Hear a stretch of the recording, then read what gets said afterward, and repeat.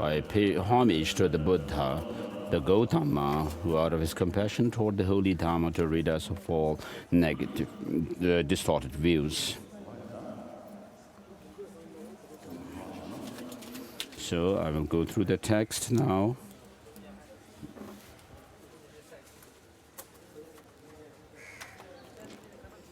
We are on Shaman Lam Rim, I think, His Holiness yesterday mentioned.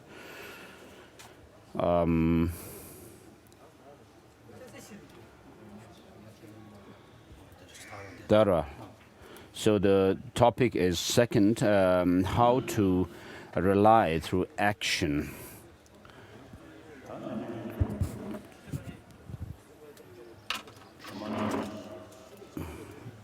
So I guess this is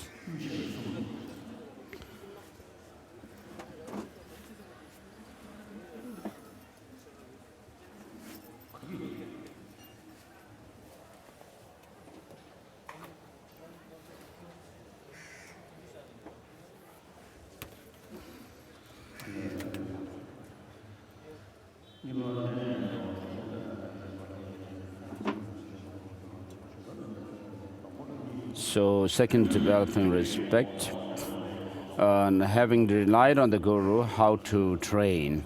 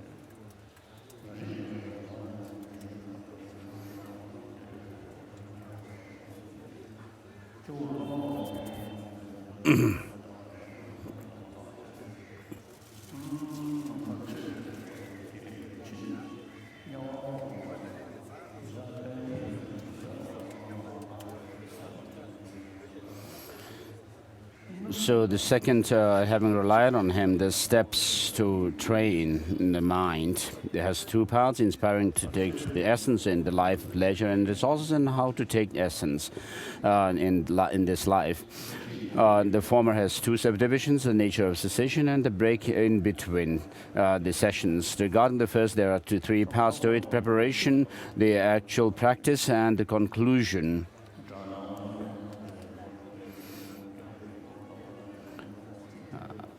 And the first, the preparation, is regarding this, a single point of supplication is the same as before. Then I and all my mother sentient beings are born in samsara and suffer. So with regard to the four Sangha members, which comes some way down below, there are two different ways of counting the four Sangha members. And there is a commentary to the Sutra Samuchaya by Abhayakara. He counts the two upasakas, the lay persons with vows, the male and female, plus the bhikshus and bhikshuni.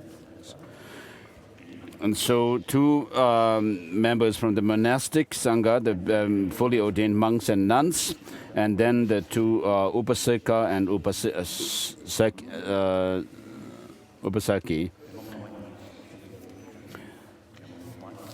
And so in Tibet, it is, because we count the bhikshuni in this fourfold sangha, we should have the bhikshuni ordination as well. The Buddha himself gave the bhikshuni ordination. And then in Tibet, I think we had some discussion. In Tibet, we have the Mulasarvastivada tradition. And So the fourfold Sangha includes the Bhikshuni. And so because in Tibet, the Bhikshuni of the Sarvasvada tradition, Mula Sarvasvada tradition couldn't come to Tibet, this could not happen, the Bhikshuni ordination. And so there was a case that some master gave ordination of Bhikshuni to one's mother, or so that maybe some, we also talk about a flawless ordination. And in China and in Vietnam, there is the Dharmagupta ordination lineage. So although they are different lineage from us, so with regard to this Bhikshuni ordination, we have made some effort to convene international level meetings of Sangha. And so far it has not been very clear. So it's very important that we should have the Bhikshuni ordination.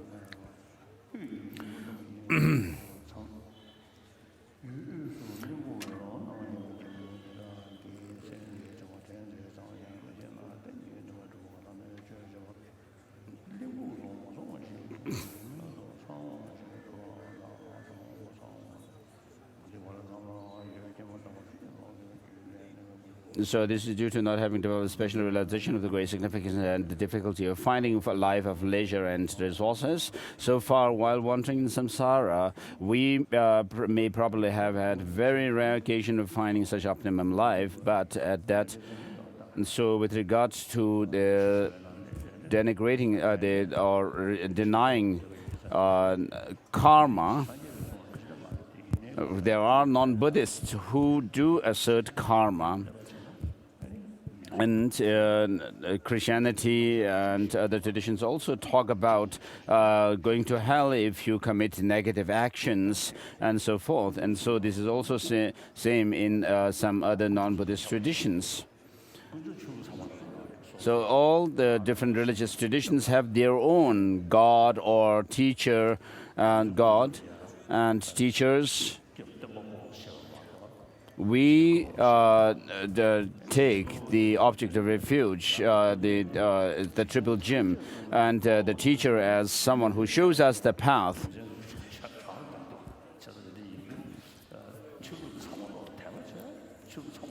So with regard to keeping faith in one's higher, higher source of power or something, the God or the different terms that are used, it is there in all the traditions, religious traditions.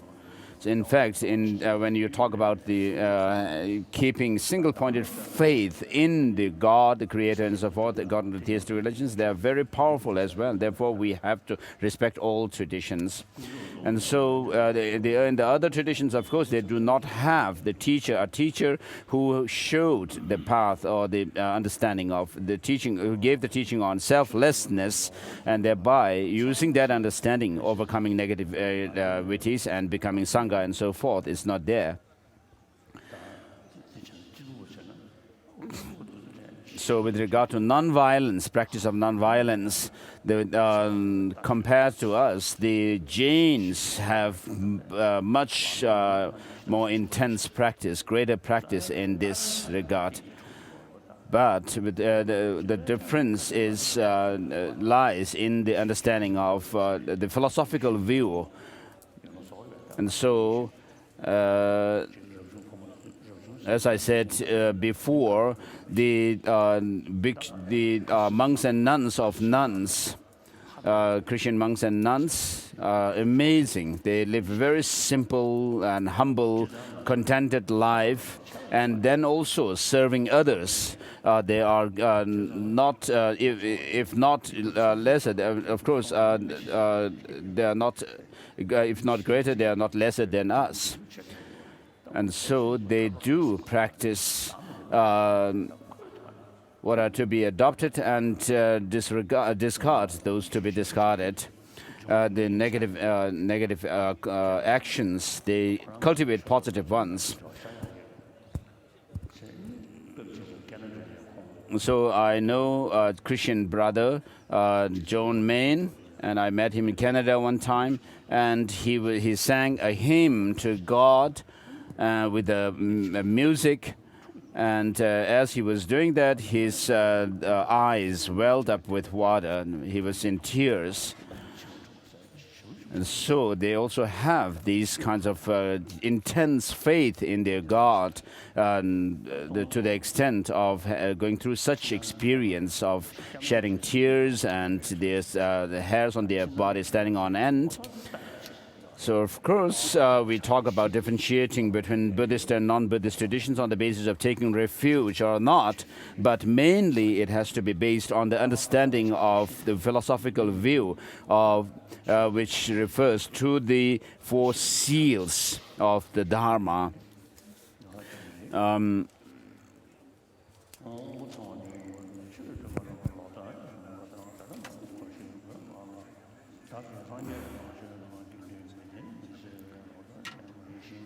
So the actual meditation, identifying the freedom and resources, considering its great significance and considering difficulty in finding it. So with regard to the resources that you have, it mentions about not being handicapped and so forth. So once when I reached Koksar, after passing the Rotang La pass from Manali, I met some villagers, the local villagers there, and they brought us bread and tea and served us. And I told them that I told them that you are all Buddhists, aren't you? And they said yes. And what is Buddhism about? I asked, and they said taking refuge in the Buddha, Dharma, and Sangha. And I asked, who is a Buddha? And they said they didn't know. And then I asked again, is Bodhisattva Muni same as the Brahma, the God, the great God? They said yes. And so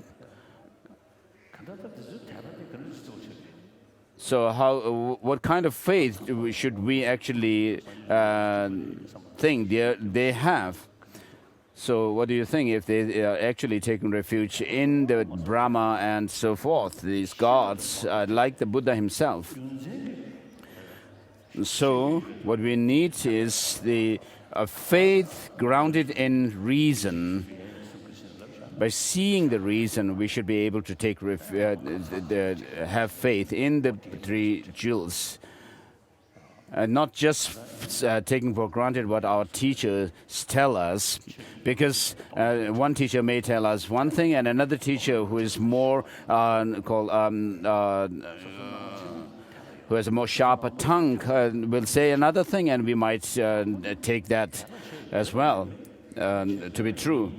So what we need to do is we need to investigate, examine whether that object is something which is worth taking, keeping our faith in. So this is done with our wisdom, not with just faith. And so with regard to faith itself, if you don't have some understanding of selflessness, then that faith may also be a diluted one, which is like a faith influenced by grasping a true existence.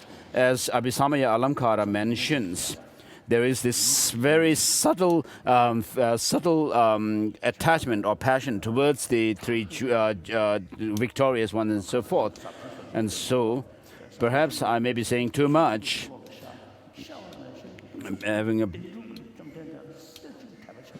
if you actually take the Buddha to be solidly, independently, absolute kind of an entity and take refuge in him, then that kind of refuge is intinged by this grasping a true existence. And then, of course, faith is taught very strongly in the reliance on the Guru, such as the benefit of relying on a Guru, disadvantage of not relying on a Guru, and then disadvantage of or the faults of wrong reliance.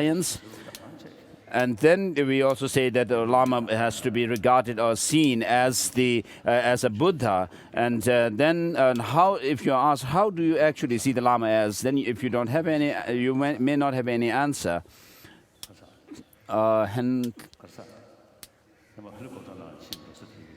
Henley. Dahanu. So His Holiness once went to Dahanu region of Ladakh by helicopter, and many of the local people had come to listen to the teaching. So I told them that they knew the verse of taking refuge in bodhicitta, and I asked them to raise, those who knew this verse by heart, to raise their hands, and everyone raised their hands.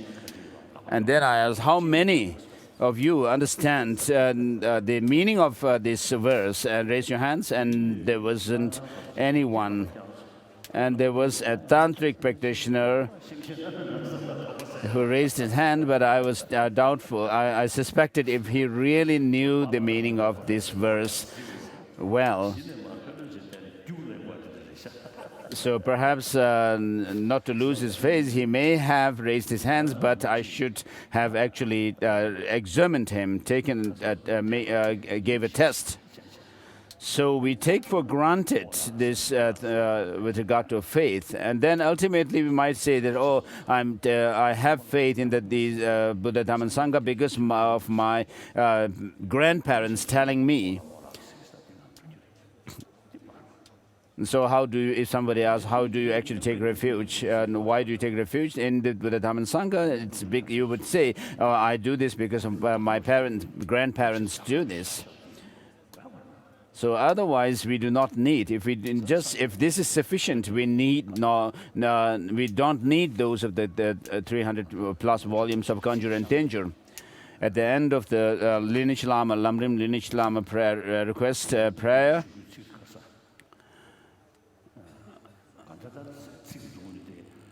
At the end of the wisdom lineage. So Mamidze, with regard to Atisha and Dromtempa, it is said that they were the two ornaments of the world. So it's not because they were famous. They were not praised in that way because they practiced the non-violence. But because of the wisdom related to the profound view.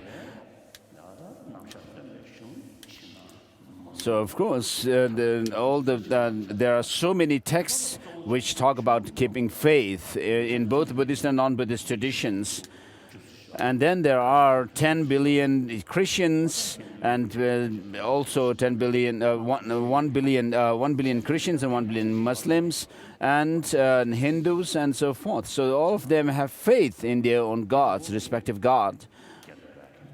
And so that alone will not make someone the adornment of this world.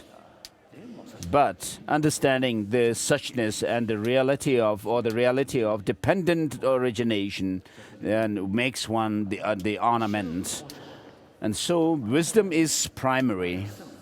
We should make it primary. So for me too, wisdom mainly helps. So if you don't know what enlightenment is, how can a bodhicitta arise in you? What is meant by Chang and Chup in Tibetan for enlightenment? Chang in the sense of purification and Chup in the sense of knowing everything.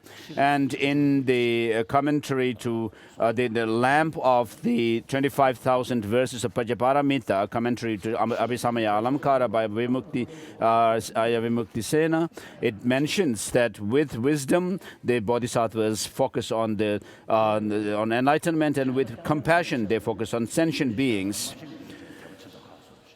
So if we take faith to be the primary, if you only talk about faith, then it seems that those who do not have much learning of the philosophical texts seem to have greater faith, and those who are students of philosophy seem to have less of it. But that's not what we should have. So we should have this faith through reasoning, understanding that the Buddha is someone who taught us the dependent origination, its reality.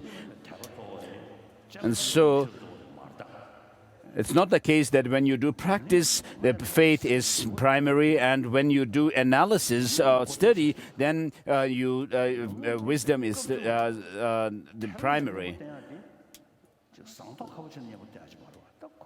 So what we need to do is actually counter these negative emotions that we have, not just being gentle and so forth, but we need to actually see the deception of these grasping at true existence.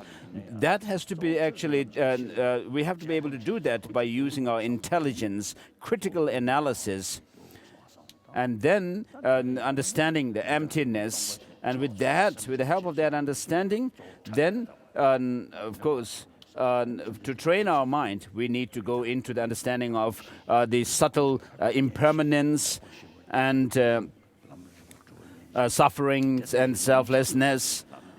And then, with regard to the Four Noble Truths, the four characteristics of each of these, we should meditate on them. And so on a daily basis, I do this kind of analysis on the basis of these 16 characteristics, and then bodhicitta,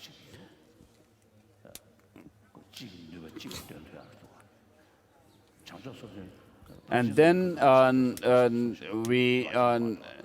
and then I also do in the reflection screening meditation the 37 harmonies of enlightenment, and so these are very, very powerful and helpful to meditate on and analyze.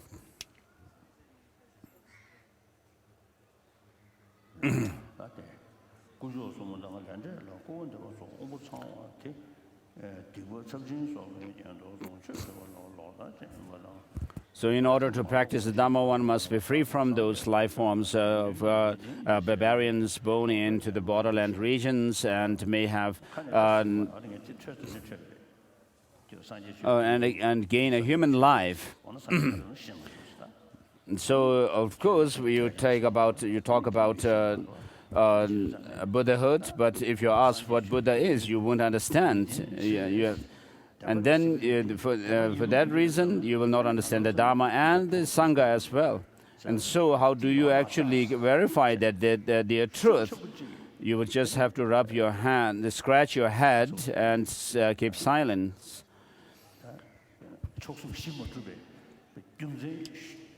So if someone actually comes up with reasons and challenge you that the three objects of refuge are not there, then you may also follow that person, because you have no good understanding.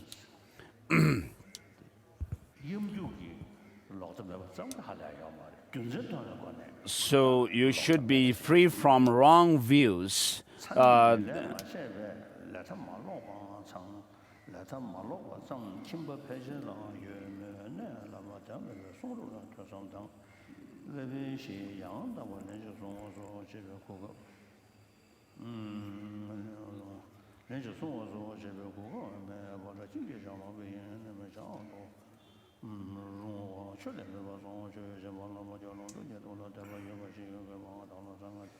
So although these are available to us, if we lack all the conducive facilities, there is no way we can practice the Dharma. Yet we lack nothing of those necessary provisions: the food, clothing, shelter, bed, for bed, and etc. for our practice. Therefore, the compassionate heart of others is also intact.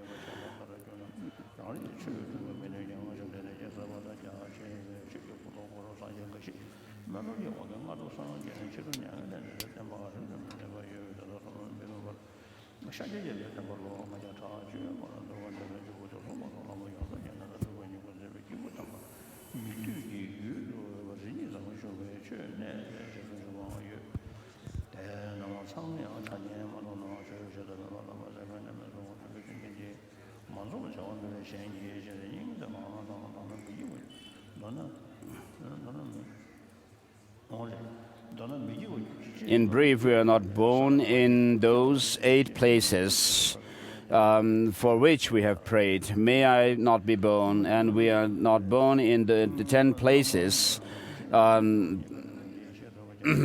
for which we have prayed. May I be born, etc. Since we have attained this human body with 18 features of leisure and resources, our past prayers have hit home for us.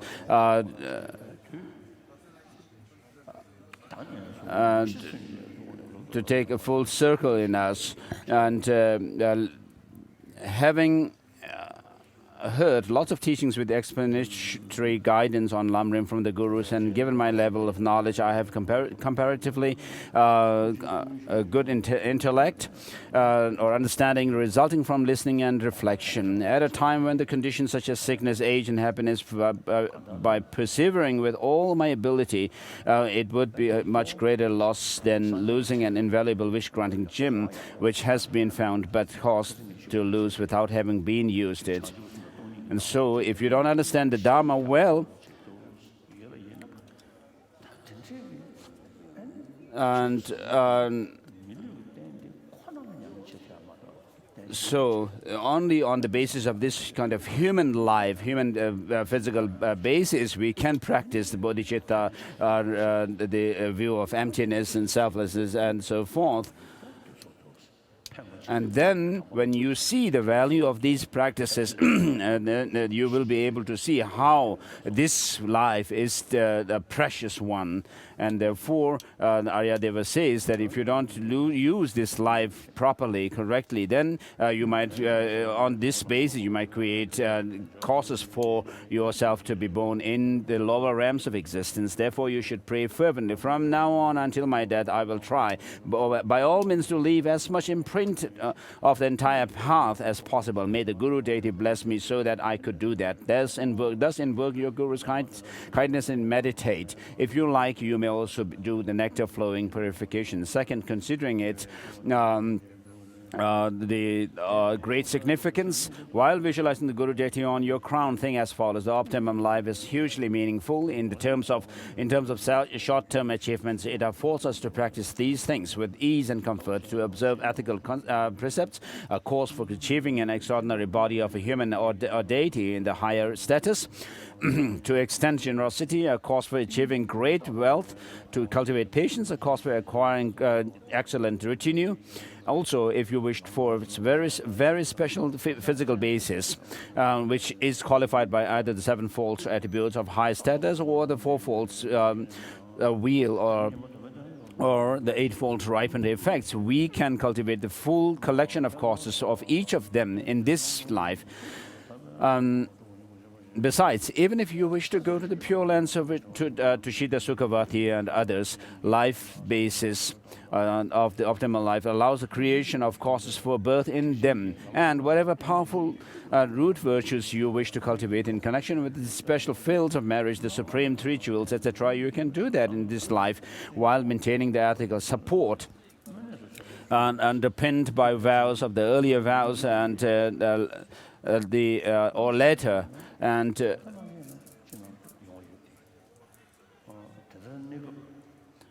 so, therefore, the immense merit one can create in a human life is very difficult for others to, other forms of transmigratory beings.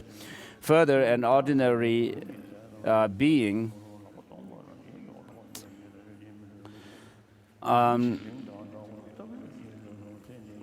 So the higher realms of existence are drunk with meditative concentration all the time and have no possibility of developing disenchantment to samsara.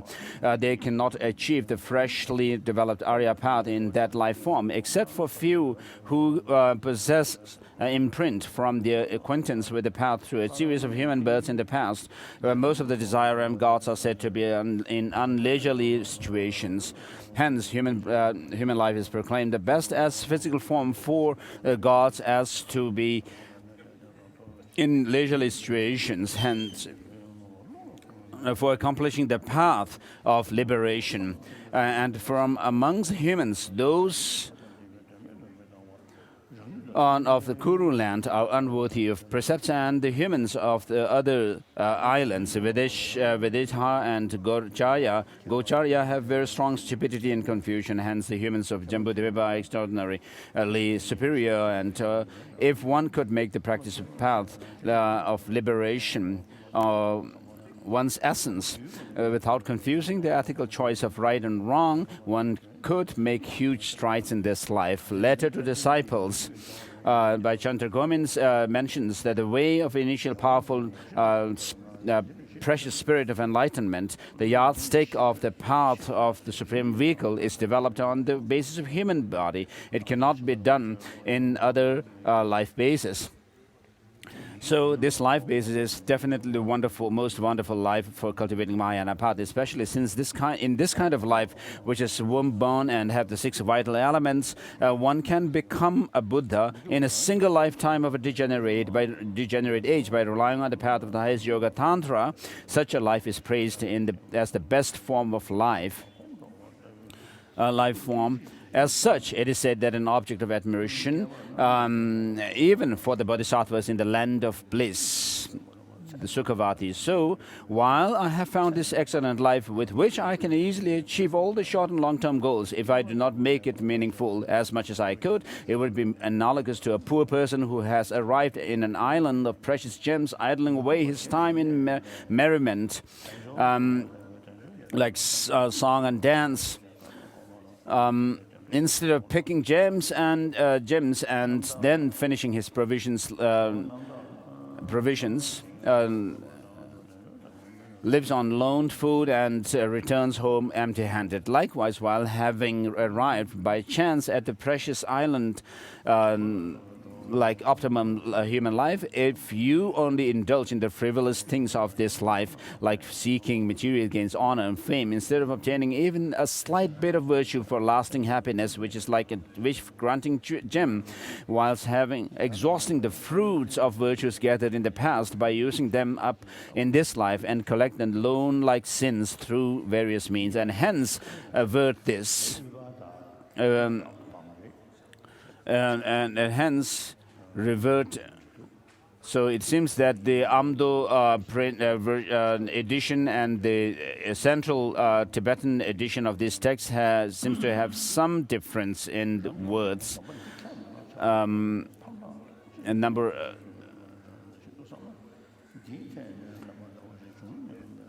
And hence revert again to the old permanent home, the lower realms of existence. Hence, what most ghastly deception could there be to oneself than this? Though, after having continuously passed through the relentless bad states of birth, like the 3 realms of existence, etc., for so long we have now become free from that and gained this opportune life basis. Just this once, if we now knowingly plunge into the abysmal, miserable lower states, again, by throwing our everlasting goal to the wind, despite the critical intellect, we have to examine the good and bad, then it is a sign of mindlessness. Therefore, we will make meaningful whatever fleeting lifespan is left, without wasting it to the best of our ability. Thus pray, may the Guru deity bless us to be able to do it. Having thus prayed, imagine, and in order to develop the extraordinary conviction, realizing the great significance of optimal life, and also the special, and then develop within the mind stream of oneself and others. Third, considering the difficulty of finding this optimum life has two paths. Of these, the first is difficulty of finding on account of the causes. So while visualizing Guru Deity on your crown thing like this optimum life of leisure and resources is not only significant but also very difficult to attain. For most of humans these days take side of non-virtue and enthusiastically create grave sins, but very rarely do they seem to cultivate virtue. Therefore, after their death from here, except for one or two of them, there is no doubt they will most probably be reborn. Most probably be reborn in the lower realms of existence, while our children are unable to learn the Dharma.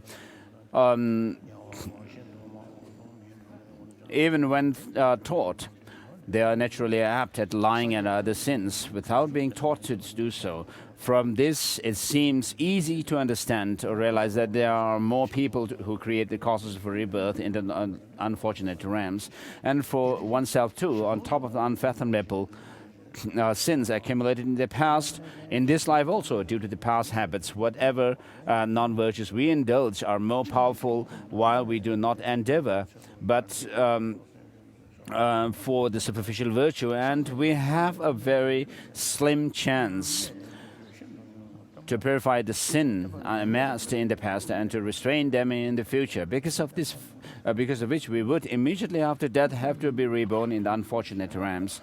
If for each moment of sin, such as an anger toward a bodhisattva, we must remain in unrelenting hell for eons, then it goes without saying that we would remain in the lower realms for many eons by the force of the infinite sins, which were created in our birth since time beginningless, but which have not yielded their results, nor have they been destroyed by their antidotes, and that are in our mind stream. Once we are born in the lower realms, we will be ignorant about cultivating virtue, but automatically commit sins continually, and hence will not be even hear the name higher realms. Therefore, the past Kadamba masters have said it is much easier to achieve Buddhahood in the life basis of leisure and resources than it is to attain a life basis of freedom and resources from escaping the 8 realms without respite.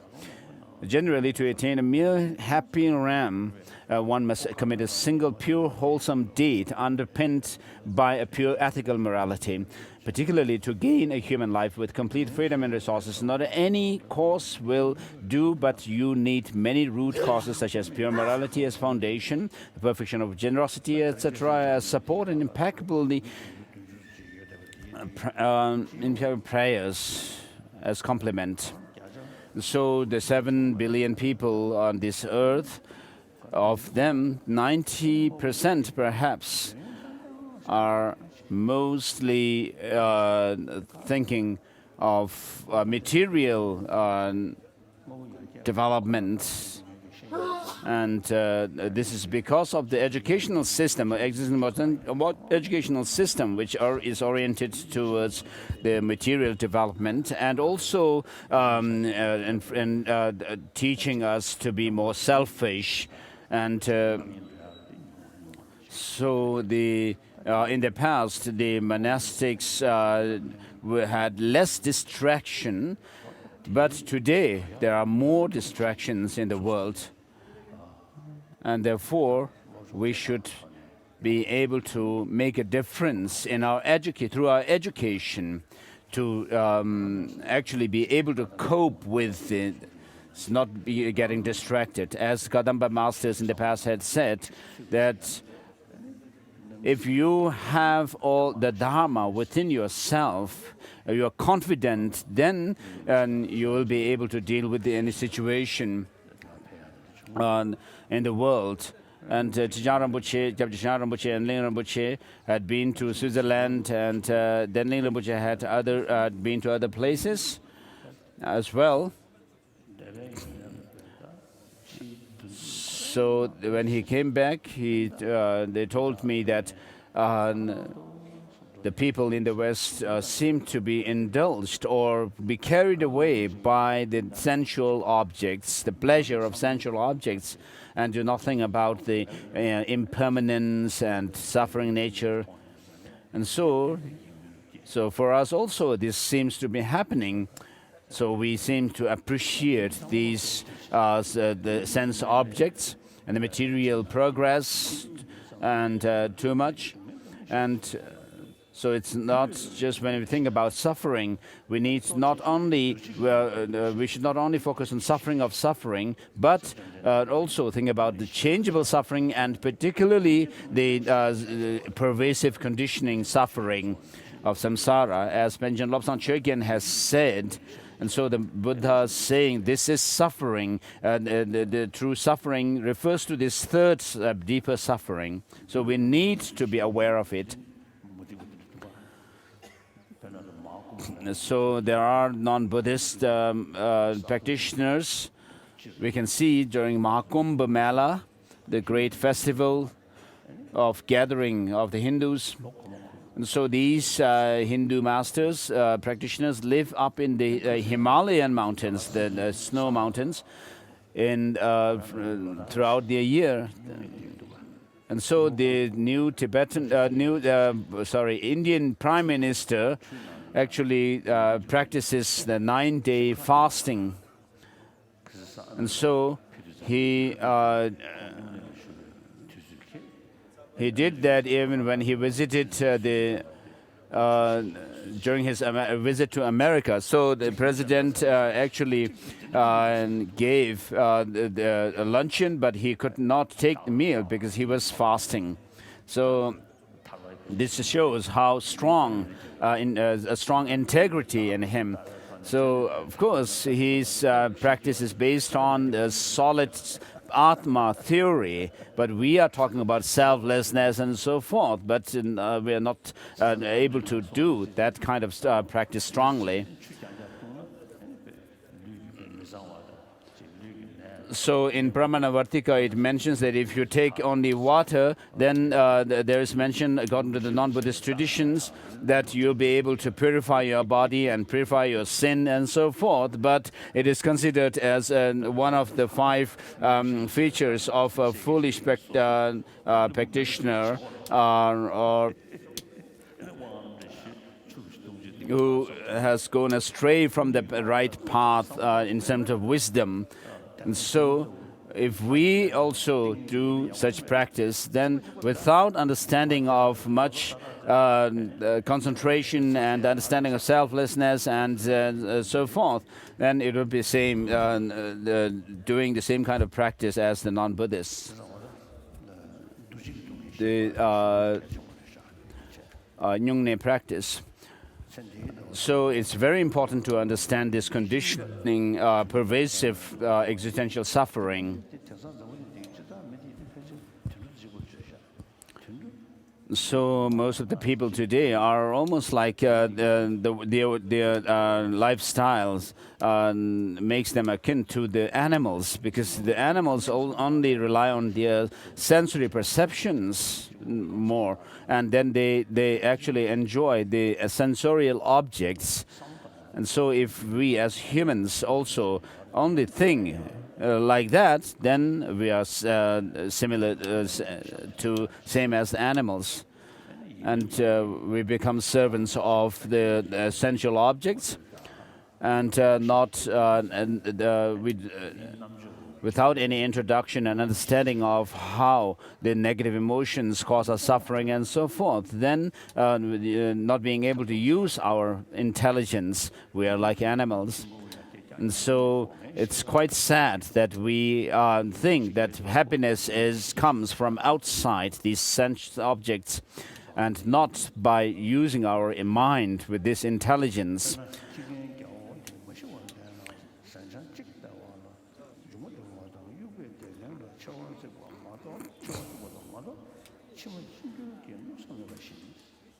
So the reason for this is, by pure morality, it means applying mindfulness introspection in the 3 doors, with the 3 doors constantly, that one does not transgress the boundary of vows pledged, and even when you are occasionally tainted by slight infringement.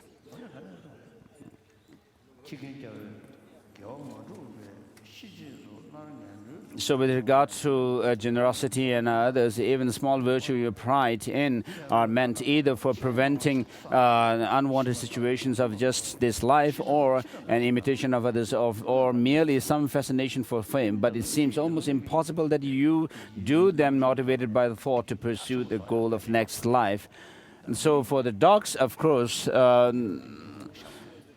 they do not have any kind of thought about next life and so forth. But we as humans, we have this intelligence. We do create all kinds of, we indulge in all kinds of emotions through attachment and anger and so forth.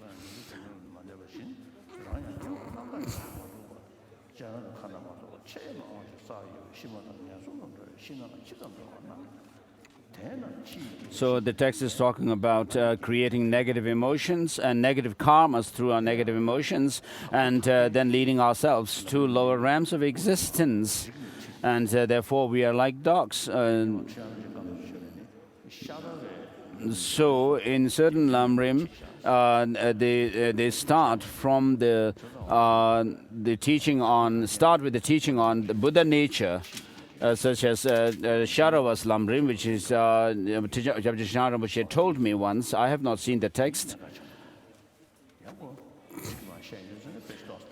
And so Targin also does that. And so you have to think when you introduce the teaching on the basis of the Buddha nature. We really need to give lots of thought to this. So we have found this precious life, and also you met with the Guru.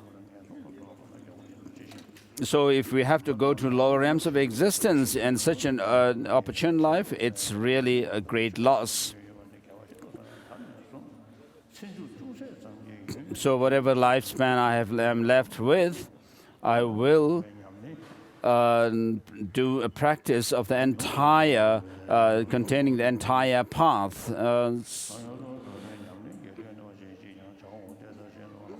So may the Guru please bless me to be able to do this.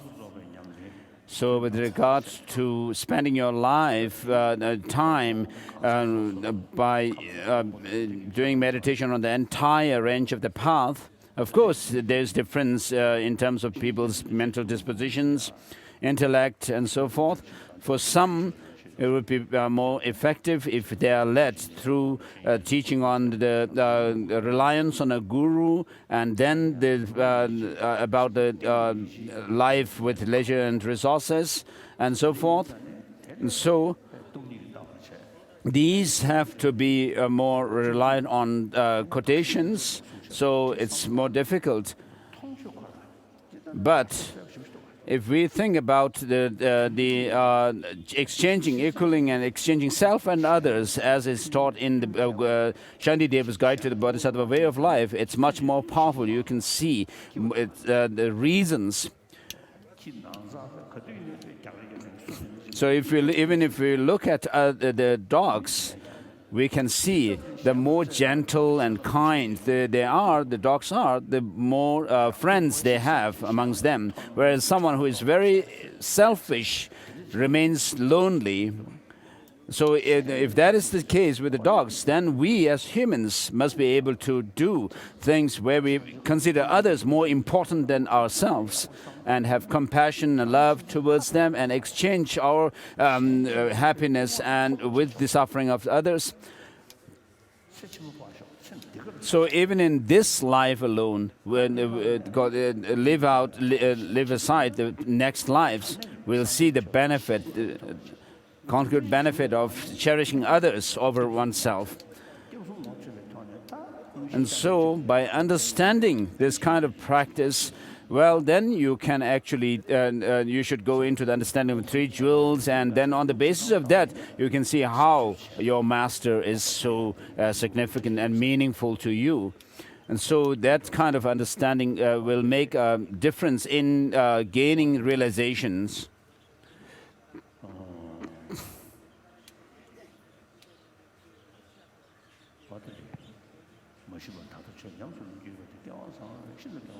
So it is very fortunate that I have this opportunity to practice the Dharma now.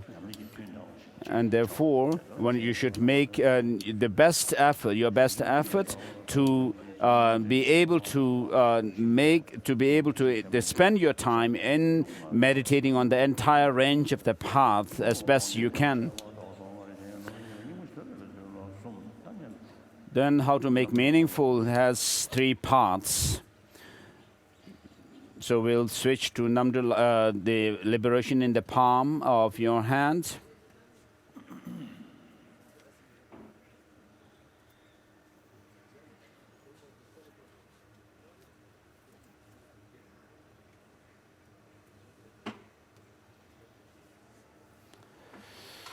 Shokdan diyor, mucho shokdan diyor cevde. Kaçır, ale diyor dirva, darva. Ale o niga, döncü. So we are on page 271. Dirve dana, di mare. 307. How to train having relied on the Guru.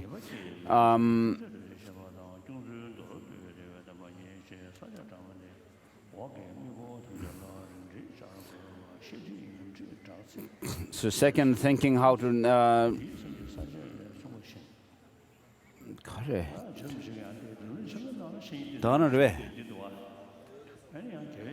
how to rely.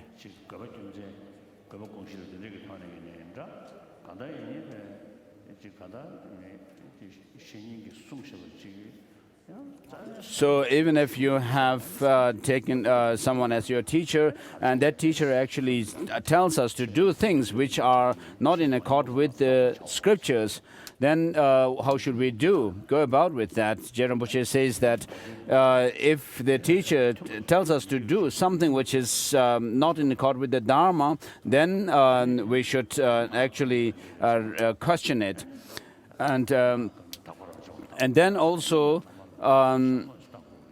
if the Lama, the Guru, tells us to do virtuous things, we should decline doing it. And so in the Tantric context also, it is said that if through your, by using your reason, if you think that you are not able to practice what the teacher tells you to do, then you have to actually discuss and clarify it. And therefore, following this principle, Arya Vimukti Sena, actually, who was a disciple of Vasubandhu, wrote his commentary on Abhisamaya Alamkara from the Madhyamaka point of view, unlike his own teacher, Vasubandhu's stand of Chittamatra view. So he said, Haribhadra says in his clear meaning that seeing what his teacher had done is not the right interpretation. He actually explained Abhisamaya Alamkara from the Madhyamaka point of view. And as I said before, Master Nagarjuna also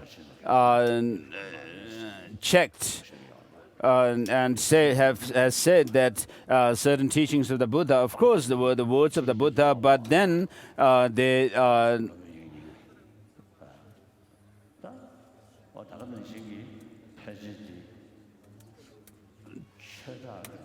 270.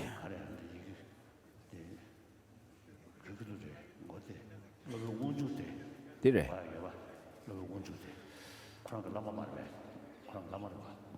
Yeah.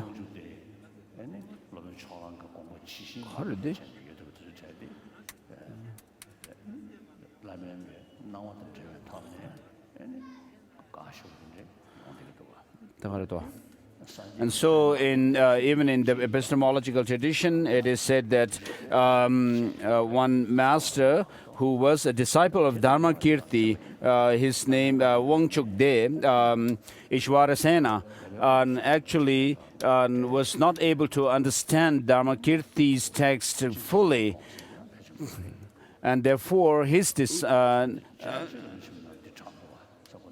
the Dignaga's disciple, and then Dharmakirti actually diverted from his way of interpreting the Dignaga's epistemology, text on epistemology. And so these doesn't mean that these masters who have actually gone separate, would interpret the text differently from their own teachers, have lost their reliance, the practice of relying on a guru at all, but they were critically analyzing the teachings and going after the truth.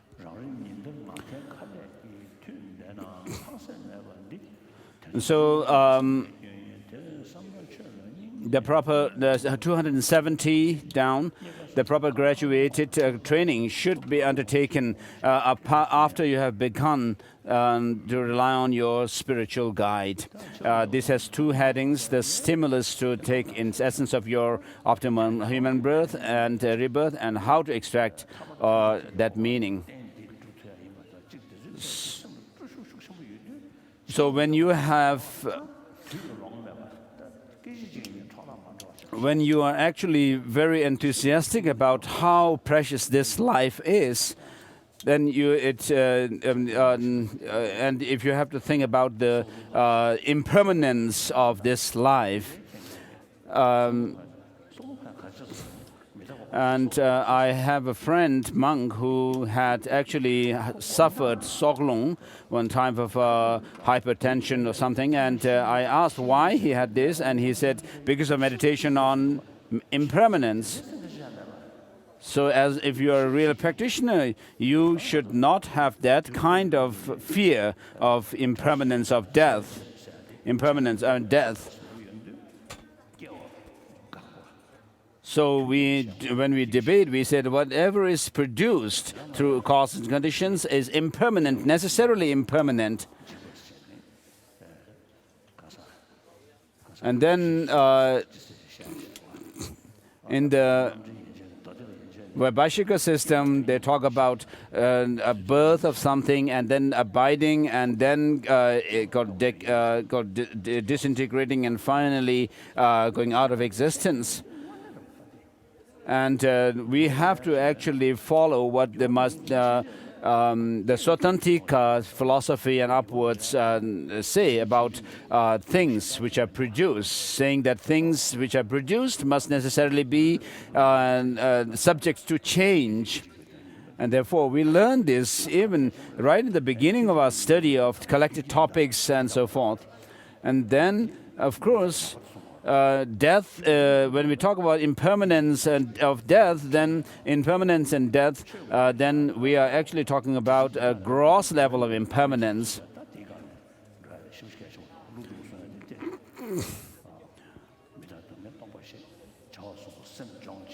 And so Master Nagarjuna says that impermanence, suffering, and selflessness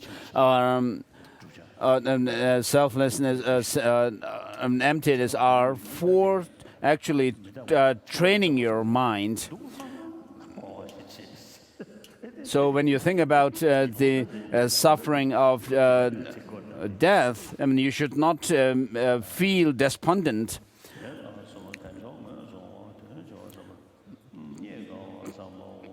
So the discussion to convince you, the last two headings form a scheme that applies all the meditation topics that follow. This is a traditional way to combine formal discourse material with material from informal discourse. You should substitute each meditation topic, such as the one I shall now discuss under above headings, for heading on how to pursue the main part of the meditation session. You must do what I explain in the session on devotion to spiritual guides. Join that.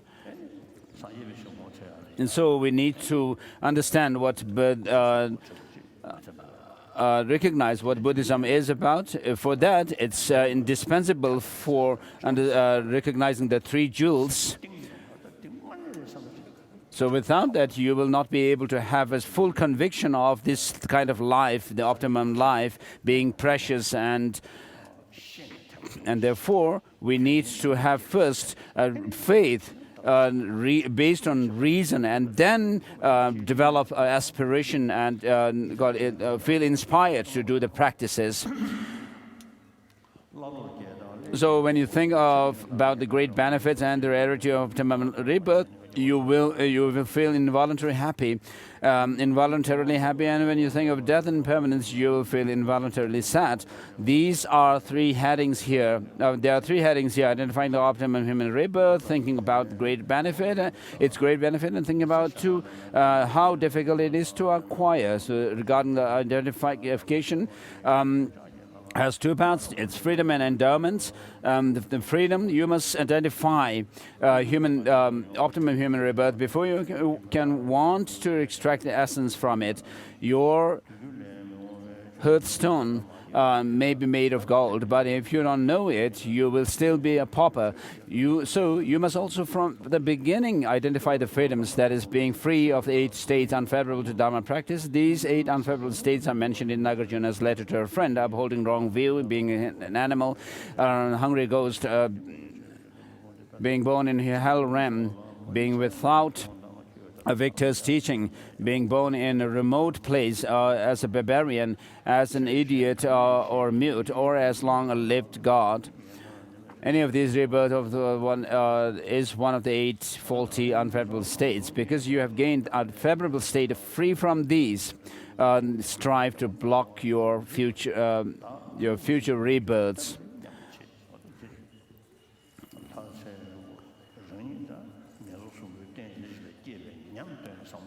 So when you think about the suffering of the 3 lower realms of existence, as it is said in the sacred words of Manjushri by the 5th Dalai Lama, you actually have to feel those sufferings, those pains and misery on with yourself when you think about those realms, and not just looking at some kind of a show and do the meditation. So a rebirth, the 4 unfavorable human states are as follows. The hells are unfavorable for Dharma practice because of the intense suffering of heat and cold. If someone put a glowing ember on your head and ordered you to meditate at the same time, the pain would prevent you from even beginning to meditate. If we were now born in hell, we would feel 100,000 times more suffering than a live rat placed in a red-hot iron frying pan. So far as practicing the Dharma, or even hearing one word of the Dharma, our mind would only be filled with suffering, and all we would do is stay here and stay there and be without Dharma. We should feel lucky not to have been born there. Rebirth as hungry ghost is unfavorable for Dharma practice because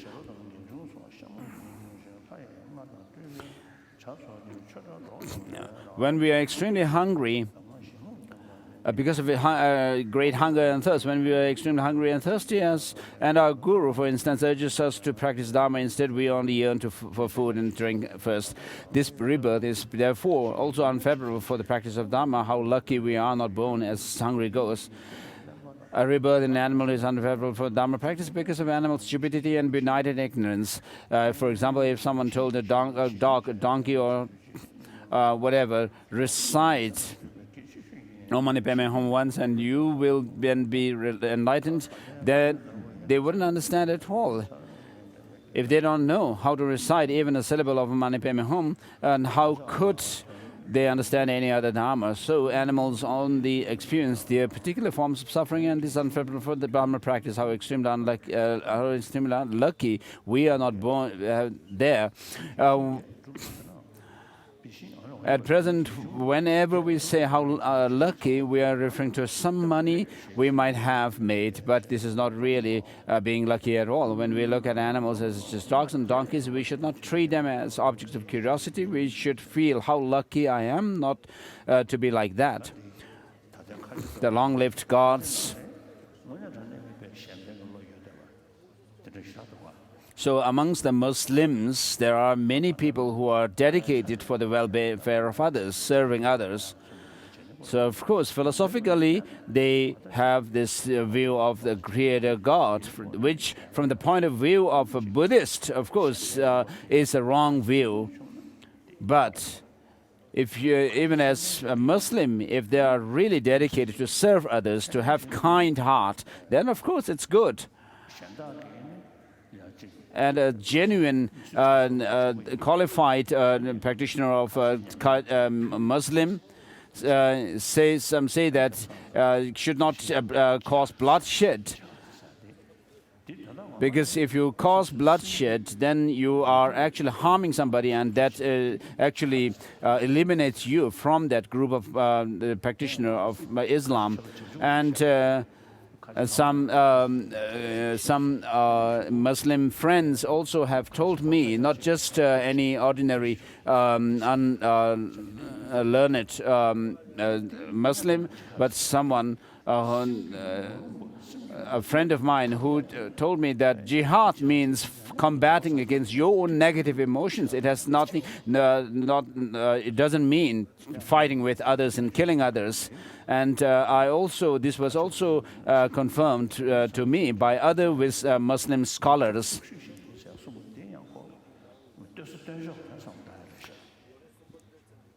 So here it's mentioned that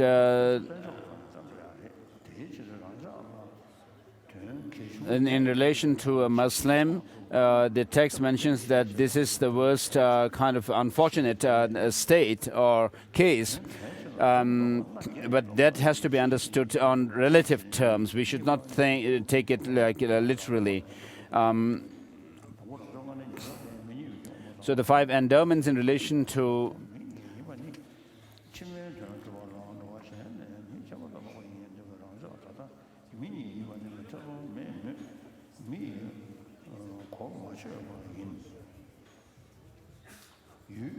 no matter what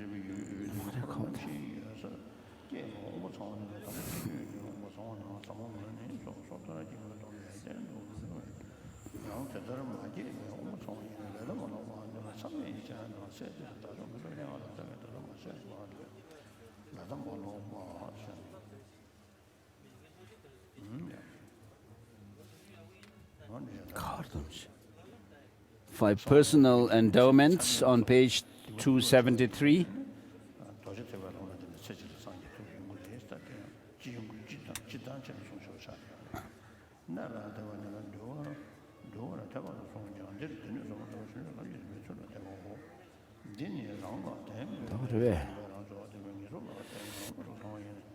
So the first 5 personal endowments, the Shravaka level say, born a human in Central Land, having all one's faculties not perverted by the heinous crimes, and having enduring faith. The first personal endowment is being human. This is particularly superior to the other migrations in its potential for carrying out the practices that benefit one's future rebirths. We are now most definitely human beings, but it doesn't seem to have helped us. Being born in Central Land means being reborn in a central place that is under the influence of words of Dharma, and that has at least 4 members of Sangha. Having all one's faculties means, and having all one's sense organs from birth, also hermaphrodites, eunuchs, and so on, are not suitable candidates for pratimoksha vows. And as you have not been born as one of these, you have all your faculties. Not being perverted by the heinous crimes means that one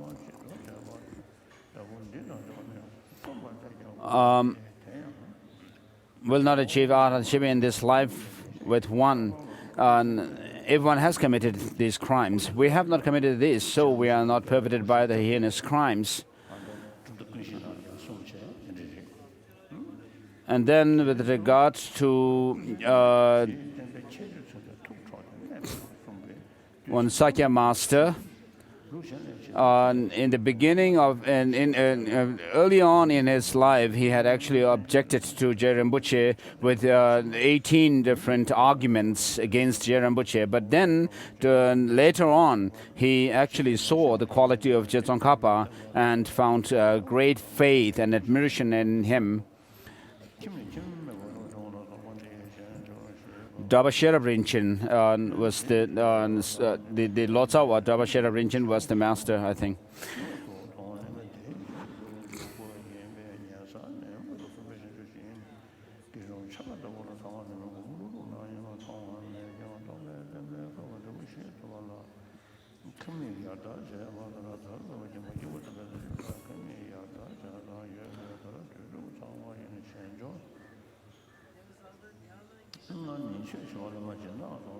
So now thinking about the great benefits of optimum human rebirth is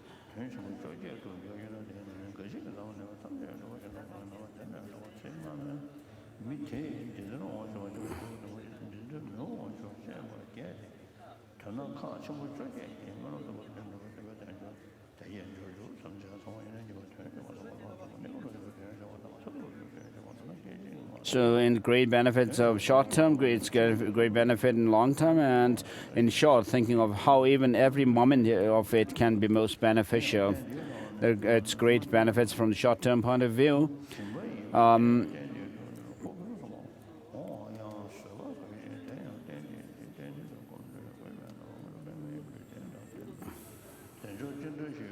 Page 176. So you might wonder, how could I ever achieve a higher rebirth of a wealthy and happy good or a god or a human? But there's no doubt that you can. All you have to do is practice.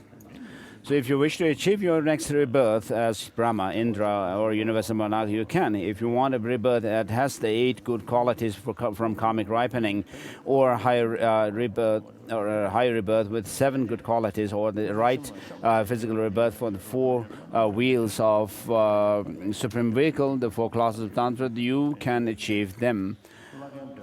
In this rebirth, you can also achieve causes to be reborn in Pure Land, Sukhavati, Shambhala, and so on. Longdo Lama made his optimum human rebirth meaningful by practicing in a hermitage. He showed little interest in even a single bowl of barley flour. He practiced in order to collect the causes to be reborn as the king of Shambhala. After he had made these prayers, he thought he should now make an offering to the Panchen Lama Peltanisha. He asked Panchen Lama, "Will I achieve my aim?" The Panchen Lama knew what he meant and said, "The old Lama is being really greedy. You will achieve your aim." Its great benefits from the ultimate point of view. In order to achieve liberation, you must cultivate the... So Panchen Rishi has written a guide to Shambhala. I have seen it once. I don't know how that could be. And it is there's a story that Panchen Rishi himself had visited Shambhala and brought some grains which were kept in Podala. I have seen that. So the guide, with regard to the guide, it's quite difficult to go there using that kind of guide. Perhaps you need to do special retreat meditations to be able to fulfill what is given there. So in order to achieve liberation, you must cultivate the path, Dharma path of achieving it. For achieving that of the 3 higher trainings, the first of which is ethics. Let us take the Pratimoksha vow as an example. You must cultivate renunciation in order to develop or imprint these vows on your mind stream, but it is difficult to develop things like renunciation or other migration states. For example, as gods and so on, the inhabitants of Kuru are not suitable candidates for these vows, and of the humans, on the other 3 continents, those of Jambudvipa, the southern continent, this earth, are the best candidates. One develops the most powerful bodhicitta in human rebirth. Chandragomin's letter to disciple tells humans achieve the strongest bodhicitta. The god Nagas don't achieve this on the path, neither do demigods, Garudas, knowledge bearers, or Python spirits. The same applies to the vows of Secret Tantra. The human form is also the best and most powerful rebirth in which to reach omniscience. Even a beginner in this sort of rebirth can, through the secret tantric path, become enlightened in one lifetime in the one body. This is because one must karmically possess the 6 physical constitutions and be born from a human womb of a human of the southern continent. We have received such a rebirth. We should pray to receive such a rebirth again. Even the Bodhisattvas and Sukhavati prayed to be reborn in this continent. We could not have found a better rebirth than our present one, the only exception being those of us who were not born as males. The Shakyamuni statue in Lhasa Cathedral is supposed to have a wish-granting jewel in its knees. Some people circumambulate the statue and say, "May I achieve whatever I pray for?" They make such trite prayers. If you had many hundreds of thousands of wish-granting gems and turned some of them into cushions and some into pillows and sat on them, they would not help you to stay out of them. So by averting the bodhicitta helps you avert lower realms of existence and leads you to higher realms of existence and also to the deathless state. And so what happens is through the practice of bodhicitta, you would also achieve higher rebirth and nirvana, which come as byproduct, of course, because your ultimate goal is Buddhahood, and therefore that is what you achieve ultimately through the bodhicitta. And so each of us has received the same rebirth as Jala Milarepa, except that we do not practice the Dharma. No qualitative distinctions can be drawn between Milarepa's rebirth and ours. For example, we can understand that there is a difference between Milarepa and the king of the Nagas. The king of the Nagas has piles of wish-granting gems in his hoard, and he wears jeweled ornaments on his head and so on, but he was not able even to close the gate of the lower realms, let alone reach enlightenment. Milarepa was so poor that he did not even have barley flour to eat, but he had received this precious optimum human life and so was enlightened in that very life. Such thoughts give meaning to this optimum human rebirth. Mahayogi told Geshe Chengawa. Najorba Chenpo taught Geshe Chengawa to take it easy, but Chengawa replied that he was working as hard as he was because this optimum rebirth was so hard to find. What a great shame if this rebirth you have gained is not used meaningfully. This is like a pauper finding a sack full of gold and losing it before spending even the smallest amount. Then thinking briefly about how even every moment of it can be most beneficial. The literature is not clear about this heading, which supplements the other two on the way in which the optimum human rebirth is so very beneficial. The oral instruction is as follows. The rebirth has the additional great benefit of holding very great every day, every moment you great benefit every day, every moment you'll create immeasurable causes for this liberation, for your liberation and omniscience. If you do not let even the short time it takes to burn a stick of incense go by without making use of it, and, for example, work hard to build up the accumulations or purify yourself of obscurations. So it is a mistake not to regret wasting our regret wasting our optimum human rebirth, and yet to regret wasting 1 or 2 silver coins. Arya Shura said, like a trader gone to an island of jewels, returning home empty-handed.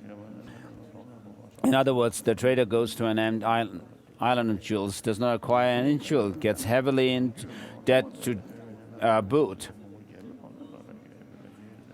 and returns home empty-handed. We only acquire this human rebirth once. There would be no greater pity than if we failed to practice Dharma, just accumulate sins, and then went to lower realms. Think about how difficult optimum rebirth is to acquire.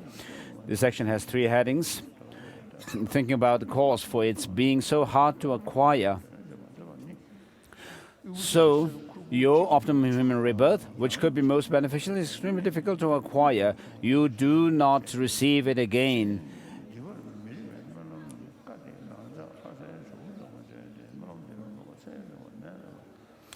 If it were not so difficult to obtain, you could let it go by without using it meaningfully. Then when you obtain it another time, it would be enough to make sure you use the next rebirth meaningfully. But this fully endowed human rebirth that you have received was created out of many causes and conditions.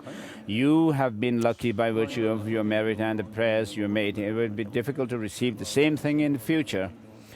Once, when a Mongolian Lama was giving Dharma teaching, a Chinese man said, "Oh, that's because the Lama has never been to China himself. There are so many people there."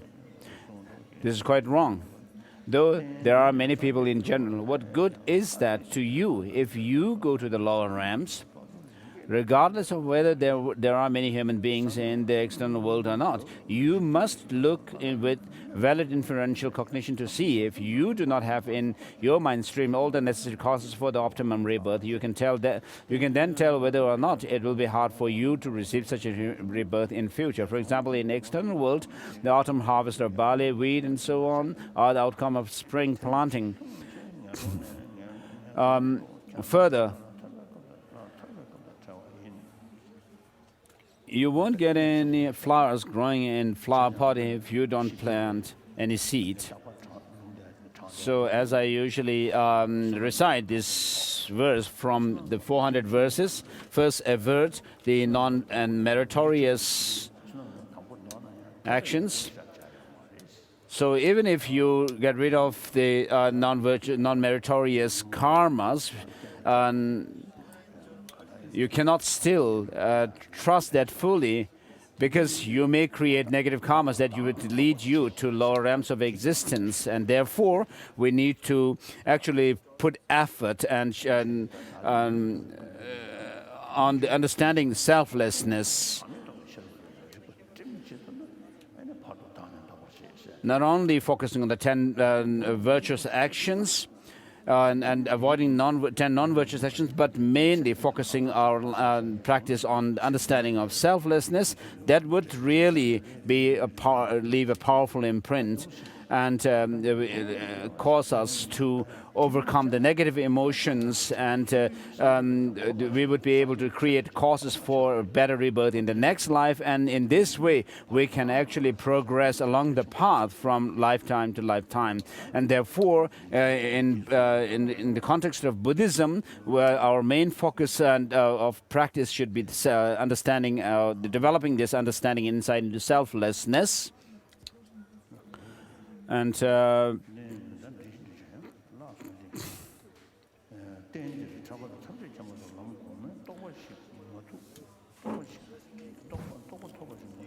on this kind of basis, so if we do not confuse ourselves in terms of the sequence of practices leading us to higher rebirth,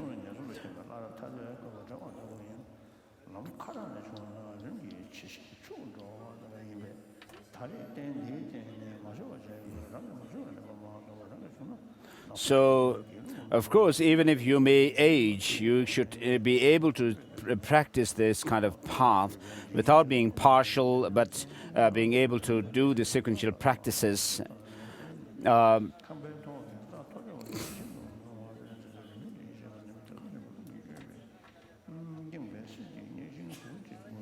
And then some analogies for the difficulty of acquiring it. Geshe Podawa says in his analogies, grass of the roof of a tower, neck of a turtle, which means the following: rebirth into the upper realms are generally as frequent as the grass that grows on the mountain slopes. But a human rebirth with all the freedoms and endowments is extremely rare as blades of grass on the roofs of the houses. And the neck of a turtle means this: suppose there is a golden yoke floating on the great ocean, being blown by the wind. The yoke has only one hole, and a blind turtle living in the ocean pokes its head out of the ocean surface, on the ocean surface just once every 100 years. The turtle's head would probably not come up through the yoke. We are similarly in the great ocean of samsara. Owing to the power of our delusions, the eyes of our wisdom are closed, and we normally wander from one state into the lower realms and to another. In the lower realms to another. Occasionally we get free of the lower realms, and attain the odd rebirth in the human state by virtue of the laws of probability, but the world is enormous, and there are worlds in all the cardinal intermediate points of the compass.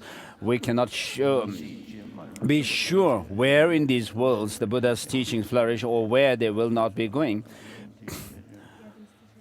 They will be going. These teachings are like the golden yoke, and meeting with them is also extremely rare. If the turtle constantly swam in the ocean surface, swam to the ocean surface, he would probably meet with the yoke from time to time. But if he only surfaces every 100 years, he will only ever meet it once. If we, as in the analogy, received human rebirths frequently, we could possibly meet a Buddha's teaching wherever they occur. But this is not the case. Only occasionally we receive one or two human rebirths. If the golden yoke stayed in one place for a long time, the turtle would not surface at the exact place. But at least there would be a chance he might hit the right place a few times and so meet with the yoke. But this is not in fact the case. The yoke moves in random in all 10 directions on the huge expanse of the ocean surface. And as in the analogy, if the Buddha's teaching always stayed in the same world, we would possibly meet with them a few times when we gained human rebirth. But we cannot be sure that a Buddha's teaching will remain in a particular place or world. And in any case, such teachings would only be remain there a very short while. Then it's difficult by nature to acquire.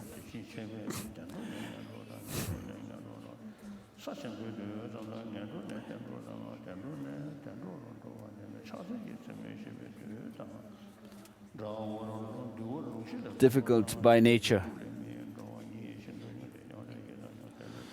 Many beings practice non-virtue. Few practice virtue. When beings leave their rebirth in the higher and lower realms, the vast majority go to the lower realms. So, very few leave rebirths in either realm and go to the upper realms. But that the Tathagata, in his basic teachings on the Vinaya, said the beings who go from upper realms to lower realms, or who go from the lower to back to lower, are like the dust particles in the vast earth.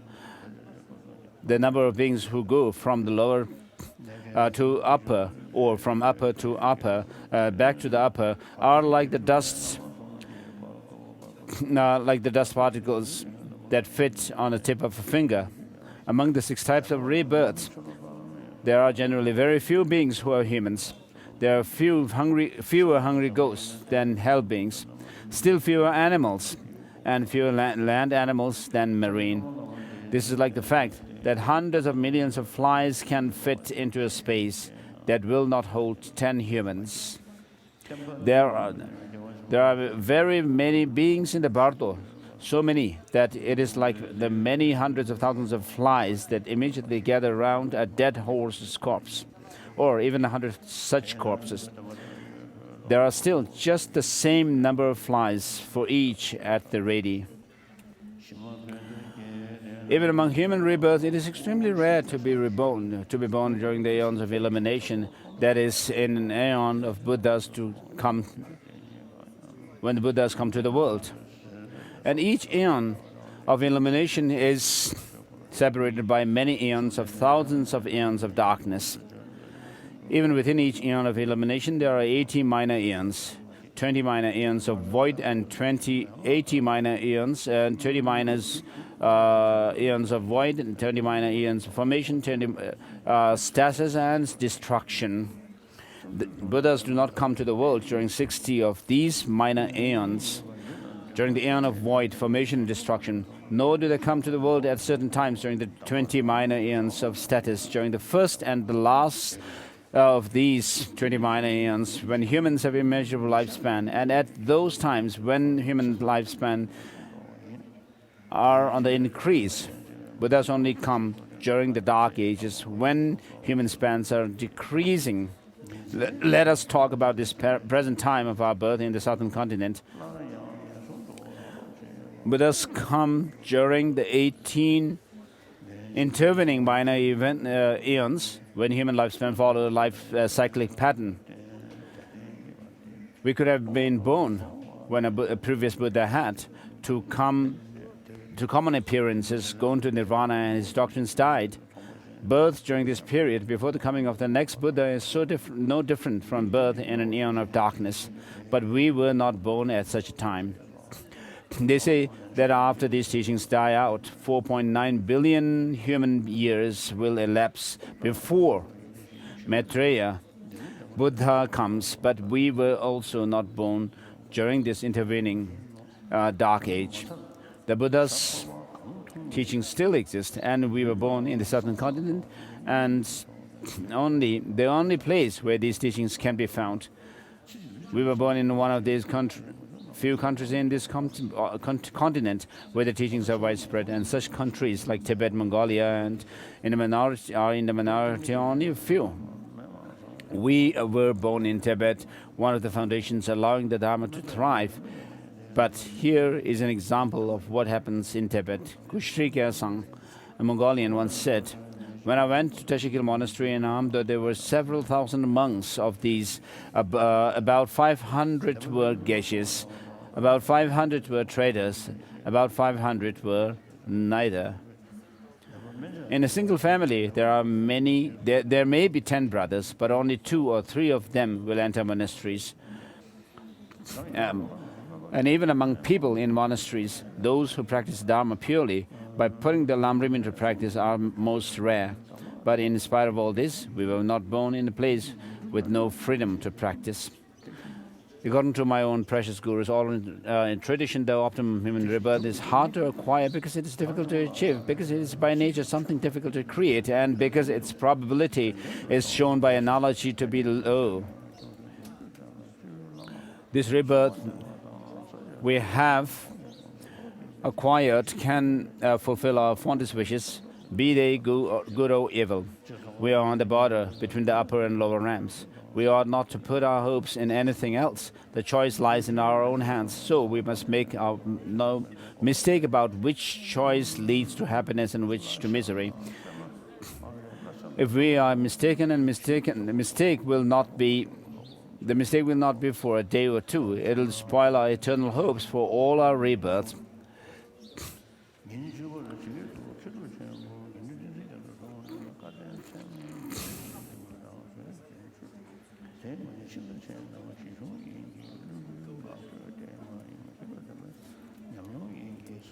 So day 10.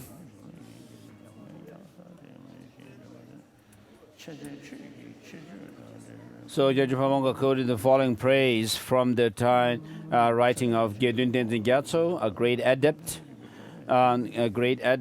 This is not false, invented Dharma, because it is the path of authentic oral teachings. This is not foolish talk, because it comes from classical texts by the great champions. This is not a shimmering mirage, because saintly scholars and adepts have experienced it. This is not a perilous cliff, because it is the highway to highest enlightenment. He quoted this.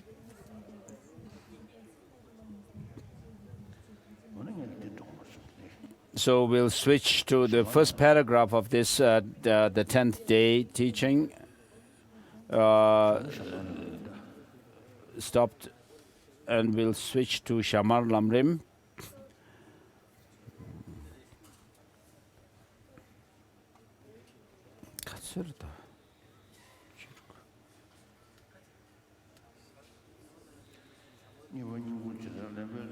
So how to make this life meaningful?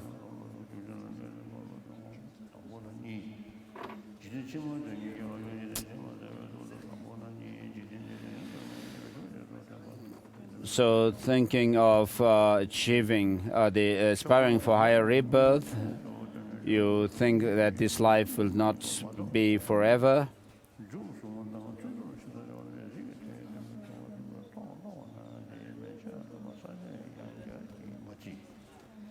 So how to make this life meaningful? Has 3 paths: training the mind in the path shared with the beings of small scope, and the training the mind in the path shared with the beings of intermediate scope, and training the mind in the path beings with big capacity. The first has two parts, generating the determination to pursue birth in the next world and showing the methods for well-being in the next life.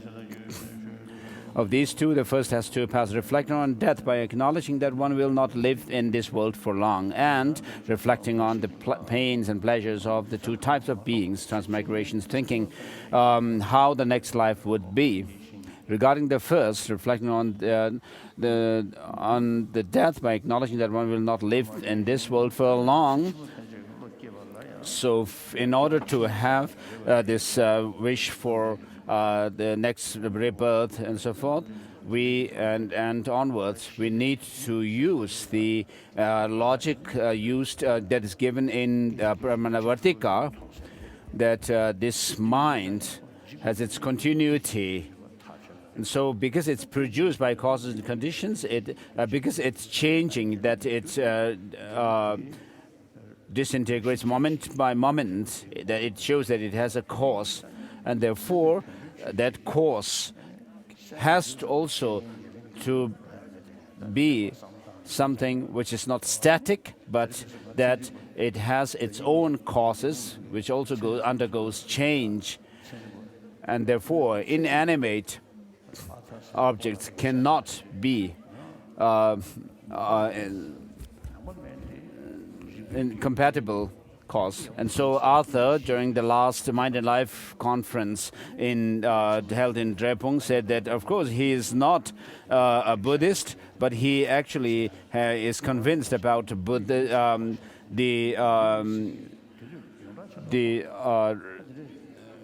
convinced about rebirth, and he said that in the next life also he prays to be able to serve His Holiness the Dalai Lama, and he usually used to say this to me personally, but he said this in the meeting. And so today some neuroscientists are doing research on what we call as tukdam, after someone has clinically died, but still the body remains fresh. And so there is such a phenomenon, and therefore we need to do research. And so all the gross states of mind have ceased. And so some scientists have said to me during my last meeting with them, in the 20th century, there are scientists who, the scientists do not recognize a mind as some kind of separate entity from the brain. But towards the end of the 20th century, there are scientists now who say that there is a different entity or phenomena which is separate from the brain.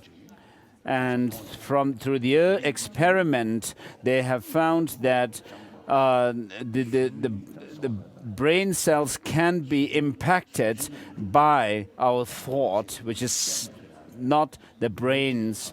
So something is there, they say, which is not explainable by them, which can impact the brain.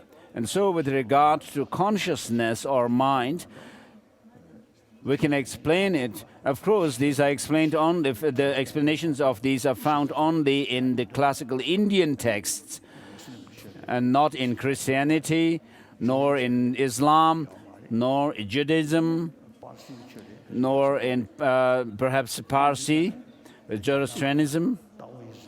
And then also with regard to Taoism also, they also may not have any explanation about consciousness. They may have this idea of a theistic God.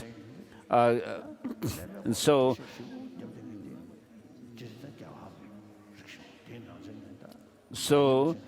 with regard to the mind, it is only in the Indian tradition where we find really great detailed explanation, and particularly the Nalanda tradition of Buddhism. And so then we need to think. So this subtle mind,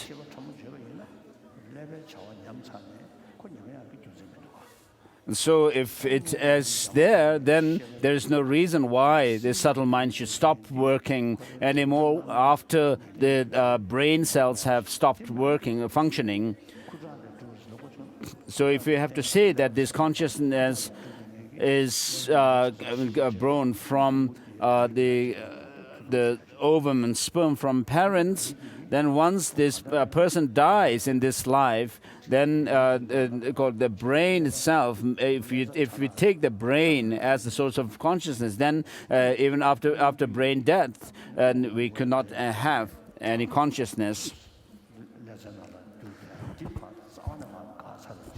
So when someone dies, the heartbeat stops, and then even after that, then the flow of blood to the brain also stops. And at that point, then once the flow of blood stops, then the brain also stops functioning. And then you have to say that when the brain function stops, the consciousness also stops. So that's not the case. There is still something left in the body. So recently I saw a picture of a Mongolian monk, elderly monk, who was said to have remained in Tugdam, this meditation phenomenon of meditation, for about 25 days. So we cannot explain about the fully about mind on the basis of the brain and the body alone. And so we need to check more, do more research into it. And so for someone who doubts about reincarnation, so they would say that, of course, this when they are told about this, they would say, oh, these are taught in the Dharma, in the religious beliefs. So in Lam Rim Chemo, we don't find any explanation of the reason to prove that there is no beginning in the continuity of the mind. So we need to actually supplement this Lam Rim Chemo teaching with this kind of logic.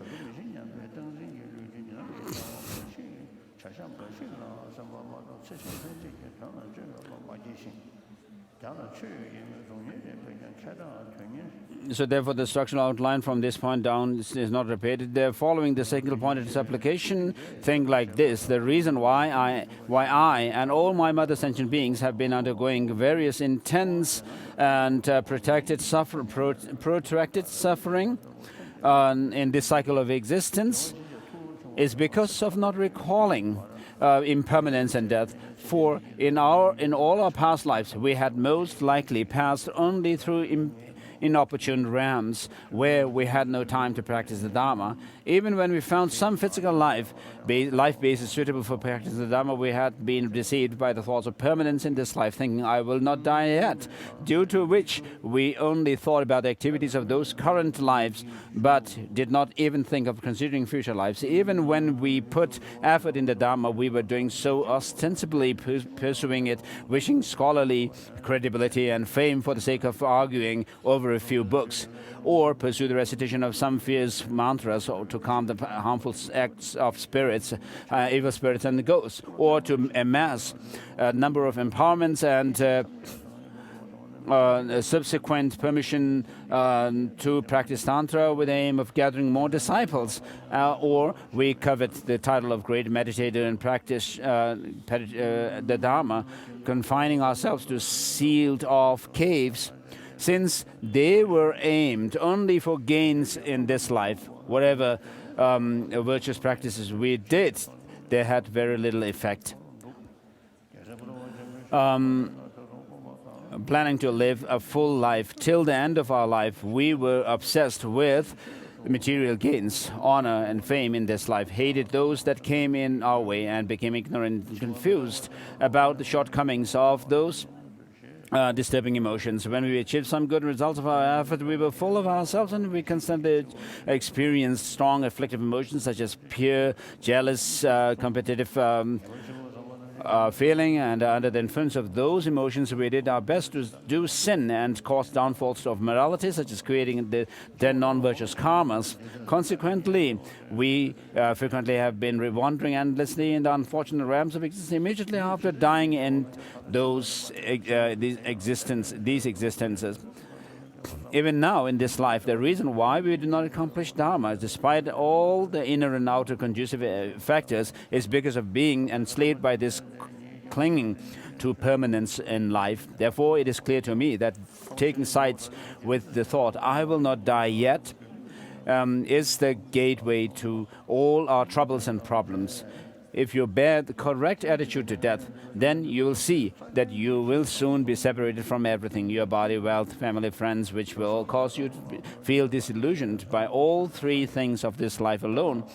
That is well-being, happiness, fame, and utterly feel disdained with them, as if a stack of hay were placed before you. Therefore, you won't do anything which has to do with superficial pleasure of this life, but will engage in as great merit as possible through practice like taking refuge, keeping morality, giving charity, and so on. For the sake of future lives, you will purify all the sins accumulated in the past through the four counteracting forces, so that you will not be confused about retaining a life of freedom and riches, and definitely proceed through the levels of happiness throughout. Hence, being rightly mindful of death is the gateway of all whatever you hear, of all excellent virtues. This is what the Bodhisattva Buddha seems to have in mind when he said, not being mindful of death, whatever you hear, reflect and meditate on, all of them will be oriented towards your livelihood in this life and not turn into a spiritual practice. But if you become genuinely mindful of death, everything you do will turn into spiritual practice. Therefore, may Guru Deity bless me and everyone else to have the right mindfulness of death in our mind streams. Having prayed thus, think, may I, especially, and the obstacles of the realization of mindfulness of death, and I on all such beings, develop the special realization of mindfulness. So, Gongdang Rinpoche and Jabje Pabongka's writings on mindfulness of death are reminding us of the mindfulness. These are very good, very beneficial. So we should do that from time to time. So the actual meditation has three parts: thinking that death is inevitable, thinking that time of death is uncertain, thinking that at time of death nothing but spirituality will help. The first has three subdivisions, and the first of them, thinking of that the Lord of death will certainly come and that it cannot be averted by any conditions, is. So by visualizing Guru Deity on your crown, reflect like this. This life basis of freedom and riches, which is difficult to find yet greatly significant, which I have found once, this time will not last long but will break down. For whatever corporeal life I may be born into, that ultimately cannot escape death. For instance, we find mentioned in sutras few accounts of how the past Buddhas, who exceeded even the number of particles of ocean of water, have appeared on one after the other, ripened and liberated the disciples, and finally passed away. And so some archaeological findings in Tibet during the Stone Age, findings of artifacts from the Stone Age, which has actually happened in different parts of the world also. And so some Stone Age implements were found in the Amdo region, which were found to be 30,000 years old.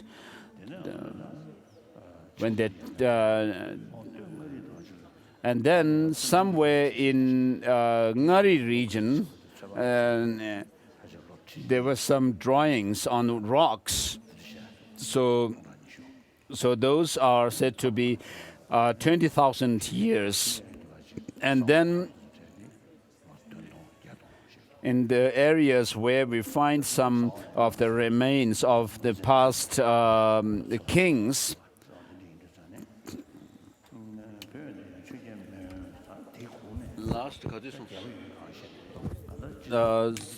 were said to be 7,000 years.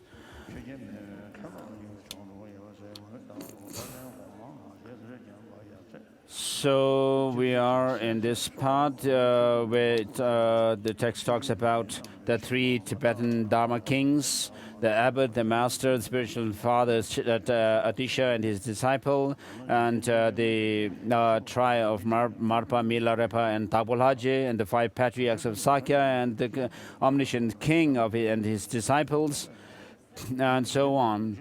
All of these historical personalities would seem real now if we leave them without analysis. But if we carefully checked, none of them are alive except for their legacies. In other words, until now, there is no one in our hearts, no one in the world who was seen or heard of living without dying after taking birth. If even the Buddhas who have found Vajrabhati and the Arhats who have overcome birth and death do assume passing away, what need to mention that this kind of body of flesh and blood covered with skin will disintegrate. Therefore, while I have no confidence why I should not fear death, yet I do not even question, will I die? No doubt this is because I am deceived by the demon of grasping at impermanence. Wherever I go, there is no place which is immune to death. Hence, death will certainly come to me. For example, when Pagyepo waged a war and killed the Shakyas, the blessed Buddha had concealed some of the Shakya's children within Mount Meru and others in the celestial mansions of the sun and the moon and so forth. But later, when he saw them, all of them had died. So our life is like that. So it is the same with ourselves. In about 70, 80 years from now, of course, none of us may be alive, but children who may at that time reach about 50, 60 or 70 years or 70 or 80 years of age might say, oh, in those days there were such and such people. And then this temple also may not be there after 100 years. So these monastic buildings may be occupied after 100 years by the Indians, such as the Ladakhi people from Ladakh or other Himalayan regions. So if you actually disgrace us, then that's up to you. So there are more and more Indians who are following, taking interest in Buddhism in schools and universities, and also in Europe and America, because they find and see that the peace of mind cannot come only through material development, and therefore they search for means for peace of mind and take interest in Buddhism.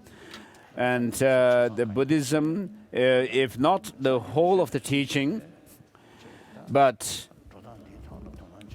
there are people who are taking interest in the Buddhist system. The number of these people are increasing. This is clear. So last time when I visited Japan, the Prime Minister of Mongolia had also come there, and I asked if I come, if it would not be a trouble for him. He said no, and then I went to the hospital, and so I talked about psychology, and told him that if you can actually have more knowledge about the psychology that is taught in our Buddhist literature, it would be helpful to have peaceful mind. And so he was actually appreciating these teachings because he is an educated, well-educated person. And so I told we had discussion that the Buddhist teachings will have great impact in influence in the 21st century, in the next centuries as well. And so we are in the 21st century. Through knowledge and education, it's difficult to through mere faith. And so faith based on blind faith is not going to stay long, but faith which is based on reason and understanding will continue and persist. So all of us will die only our names will be left behind. Whether in the past, present or future, there is no difference. We are all crushed by death. Past is just mentioned. Regarding the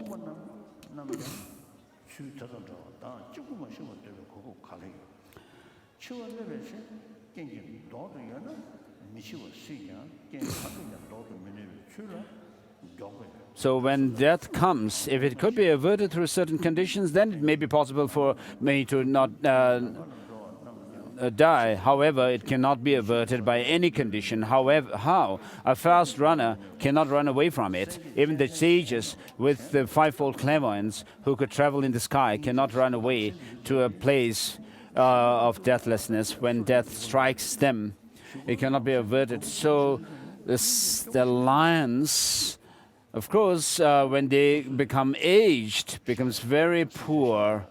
It's a very sad situation. They cannot actually hunt for food, and there's nobody actually feeding them. And then when around that time, the lion and lionesses, when they are really old, not able to hunt for food, nor others giving any food, then hyenas also attack them. It's very sad.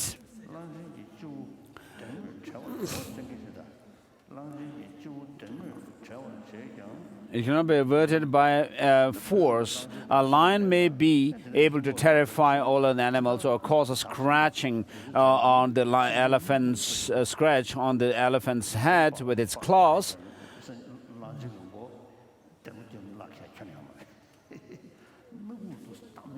So some animals, when they actually attack others, the wild animals actually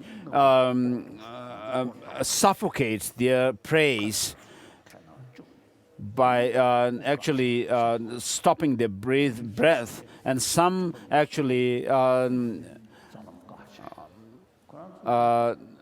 kill their animals by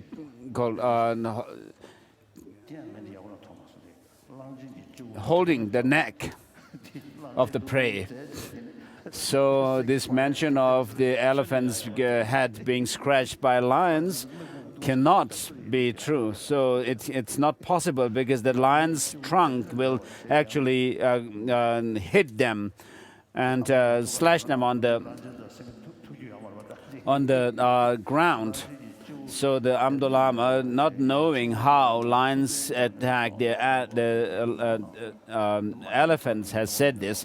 Yet when death comes, it loses its power and must pass away from life. Though a Chakravartin king may have immense power, wealth, and countless wise expert ministers, but when his lifespan ends, he cannot elude death. He must go, leaving his kingdom behind. If we look at Taj Mahal, the king who built the Taj Mahal, or the builders of the Chinese kings building the Chinese wall, the Great Wall of China, and so forth, of course, they have actually used so many people. It had not created any kind of merit, but they have actually caused so much misery to people, the laborers, thinking actually that they would live for long. And so we also do that in our life, so thinking that we will live. We do all kinds of things. And so mantras and medicines cannot avert it. It is said that when the time comes, that cannot be overcome, even by the medicine given by the doctor, and or the protection given by Vajrapani. Thus, as it is natural that birth has its end in death, nobody can escape it. Whereas, if I had done a sincere, pure act of virtue, I would not have to fear death when it befalls me. Yet, leave alone the lasting goal. So far, I don't even recall having done an impeccable virtuous deed that would become the root cause of fortunate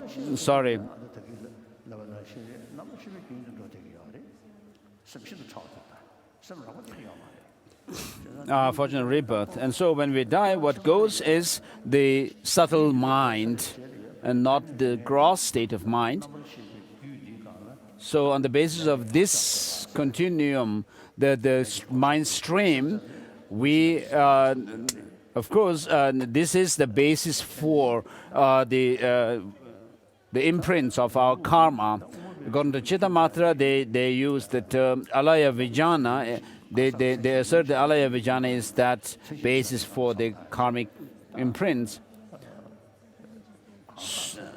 And then those who assert that a person, a human being, the final identity of human beings is the sixth consciousness, also say that this sixth consciousness is the basis for which carries the imprint. But the subtle mind is the temporary basis for imprint of the karma and imprints, whereas the mere designated I is the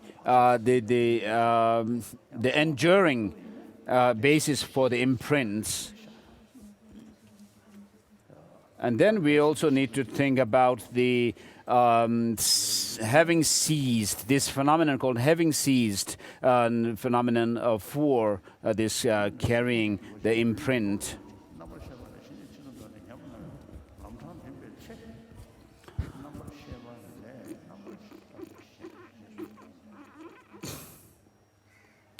If I were to die this very moment, I would certainly be impelled into an unfortunate rebirth. Hence, I will anyway do some religious practice that would help me when I breathe my last and my body becomes a corpse, whereby my consciousness follows another karma and passes through a horrible narrow path.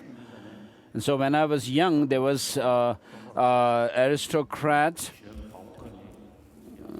who used to boast and showing off. And on a kind of a temple, a stupa, there is written Shar Tsongkhapala Namo, and he read in such a way that Shar Tsongkhapa Lobsan Thakpa. So he actually broke the name Lobsan Thakpa into Lo and Zangdakpa as separate. And so said that Shar Tsongkhapa Lo, and then said Zangdakpa Namo. So he read it completely wrongly. So in my childhood, there was a Chötengpa who was God at my residence. And he told me once that in his village, maybe there were people who didn't know, who were illiterate. And then one of the elderly person actually pretended that he knew, he was literate. He pretended to be literate, and he pretended to be making notes of the minutes of their meeting. And then the next time these people met again, and some of them actually told this person that last time when we met, you wrote some notes, you made some notes. And so this person replied by saying that how can I actually read something that I wrote last year? So actually, the fact is that he wasn't literate, but he pretended in front of the others. And so this is a story I heard in my childhood. So pray may. And so Buddhism is something very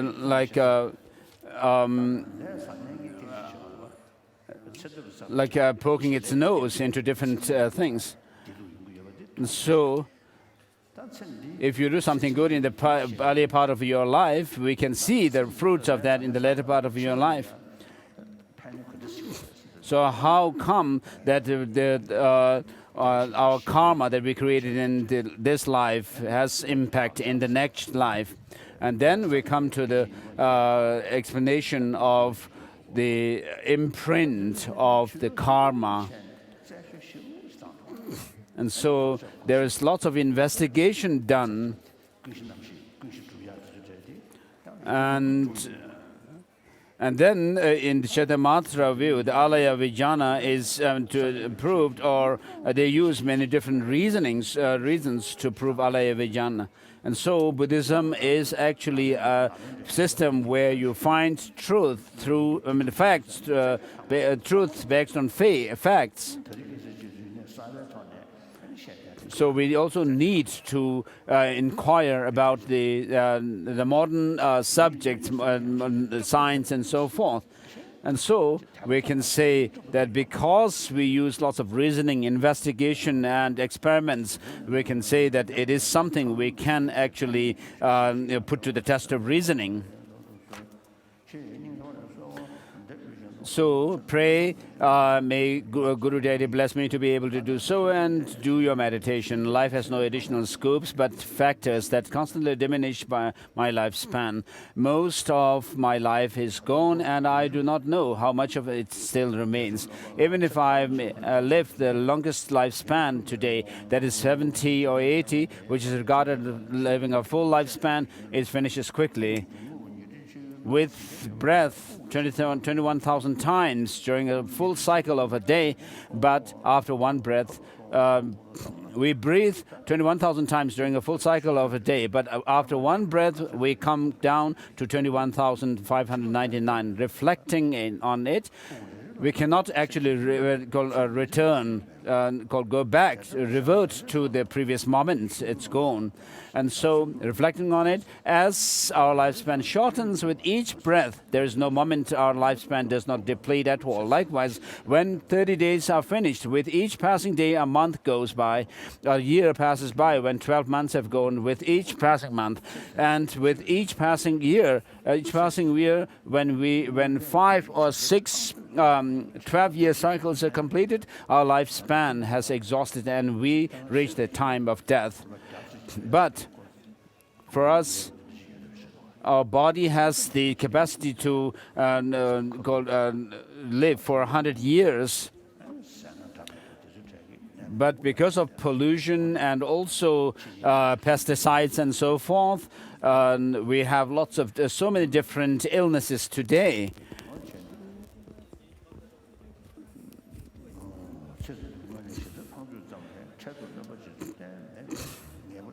But for the lifespan propelled by our past karma, there is no additional lifespan added at all. Hence, death is certain and nothing else. This seems comparable to the certain exhaustion of a pool of water when its bottom leaks, and where we cut the source, and when we cut the source of its water upstream. And the more time it takes one to overcome enemies while looking after the relations and accumulate food and wealth, the closer the agent of these actions approaches death. When building a new house, the longer it takes to finish it, the owner moves to death without a respite. Thus, the owner, though will have not much time to enjoy the house, not knowing it, he or she concedes accomplishing a great purpose. This is indeed very foolish. Likewise, whatever work we do or are doing, such as eating, drinking, moving, resting, sleeping, sitting, and so on, as our lifespan ebbs out, there is not a moment when we are not approaching death. It is mentioned that since our conception in the mother's womb, we have not rested even for a moment, but moved on towards the next world, as if galloping away. This is true indeed. If we reflect on it, and the seventh Dalai Lama Gyatso has said, from birth we are helpless, unable to remain still even for a moment. We gallop towards Yamaraja, Lord of Death. Though living, we journey on the highway of death. How sad this situation, akin to a criminal being led to an execution place. Furthermore, a person obsessed with the taste of fruit on a tree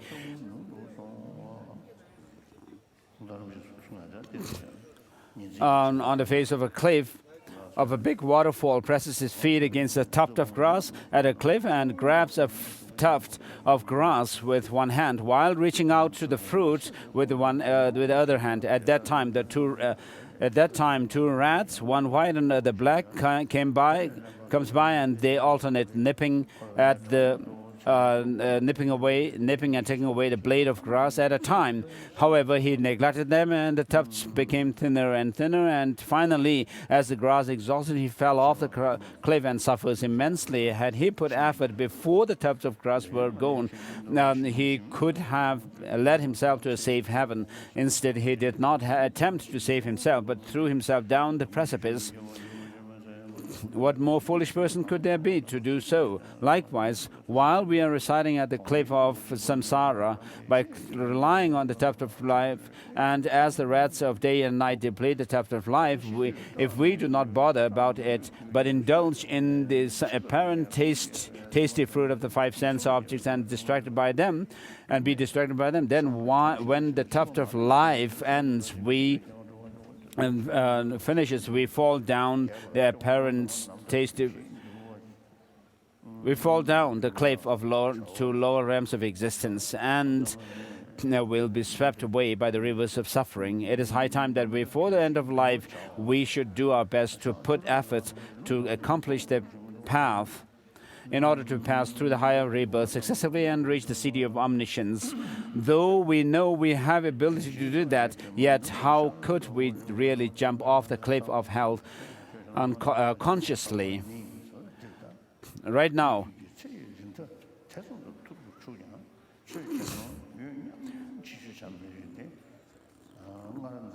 so even if we may live, it says, even if we may live the longest lifespan we could live in this degenerate time, we should not still be carried away by the thought that we will not die but live. You must not procrastinate thinking that you have time to practice the Dharma. This is because when you were a child, you had no idea about Dharma, but only thought about play and fun, whereby 15 years went by. After you have been making your after that, you have been making your livelihood and looking after your near and dear ones, for those for whose sake you have done business, religious rituals for the villagers, begging, flattering the rich, and so the lay people also, when they were young, did not think about doing any Dharma practice, and then you went through education.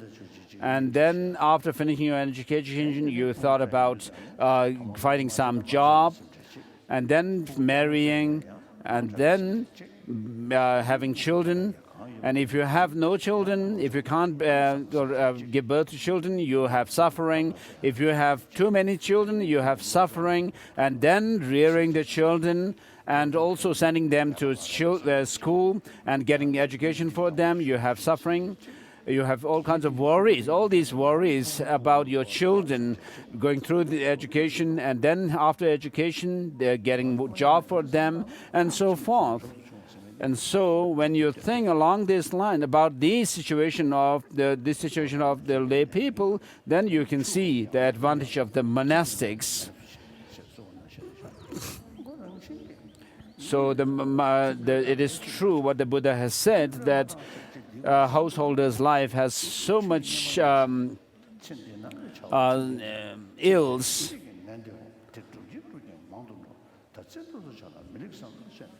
So the householder's life, the different things, the works and so forth that they do are like the ripples on the ripples that form on the water, surface of water. One leads to the next.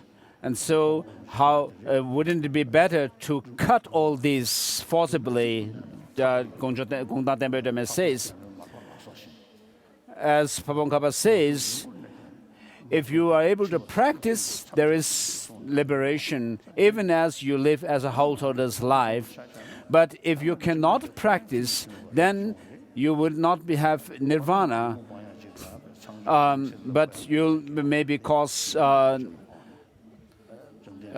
create causes for suffering, even if you live as a hermit. And so the Buddha has shown us the path to liberation by living a monastic life. And also the Buddha himself went through the austere practices in the 6-year practice of austerity, which shows example to us that in order to reach the goal of enlightenment, we need to work hard. And so the Buddha himself, of course, the Shakyamuni Buddha was someone who attained the 4 Buddha bodies. If we do not accept that, there would be again lots of logical inconsistencies to say that the Buddha was an ordinary person in that life as Shakyamuni.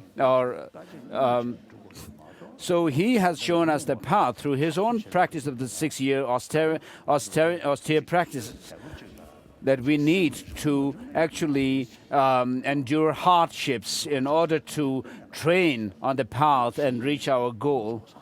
And then after that, those 6-year practice of austerity, he actually showed us how he became enlightened under the Bodhi tree. So we have the example in the Buddha himself.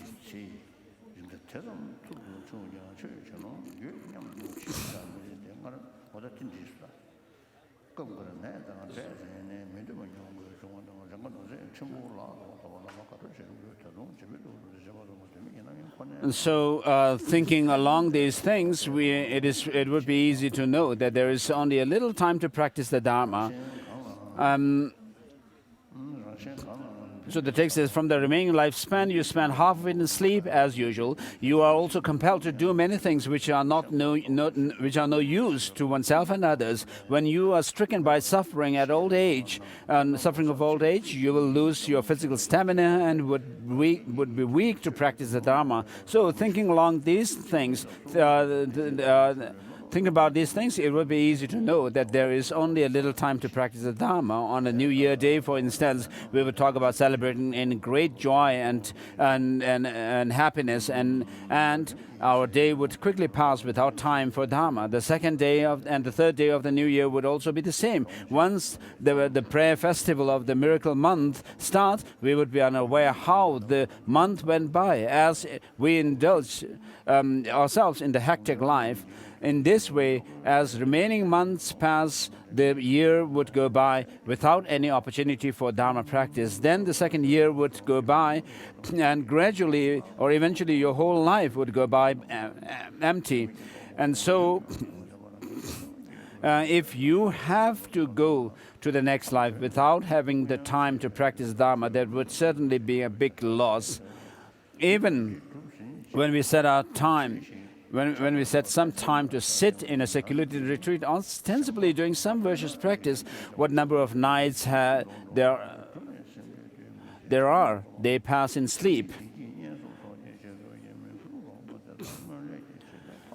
The days are lost in preparing our food and drinks and slowly enjoying them at breakfast, lunch, tea break, lunch and afternoon tea. We lose time in irrelevant idle gossip and planning and carrying out our mundane activities. Also during the actual practice sessions, apart from continuing the number of mantras, our mind is all over the country with the undercurrent of inappropriate thoughts and conceptions, and this is clear to oneself. Therefore, those sincerely practicing the Dharma then are next to impossible. If this is the case, it goes without saying that after we come out of the retreat, we would not have time to practice the Dharma when we meet and when we rest and relax. Everyone thinks, when I'm done with all the important works, then I will practice the Dharma. But unless you have softened your attachment to this life and more your accomplishment, more you accomplish your worldly activity, the more it increases, but it is impossible to finish it. We do many things for the sake of such things as comfort, joy, fame in this life, but these good things are only accomplished according to whatever karma has impelled us to achieve them, and they would be difficult to come by merely through our efforts. Suppose we fulfill a little excellent result due to ripening of some positive karma, it would not be additional, in addition to merely through an additional misery at the time of death, but there will be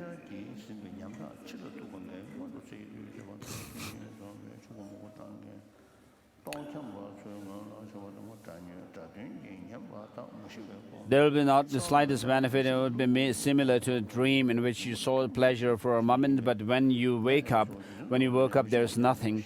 However, death will certainly come, and therefore we must forcibly give up all the distractions of this life and engage in sincere practice of the Dharma by praying. May I be able to do so. And on the crown of on my crown, in order to generate an extraordinary conviction and realizing the certainty of death, an extraordinary certainty, and so forth. Second, reflecting when death will happen is uncertain, has three parts, of which reflecting on the uncertainty of lifespan on the earth is being.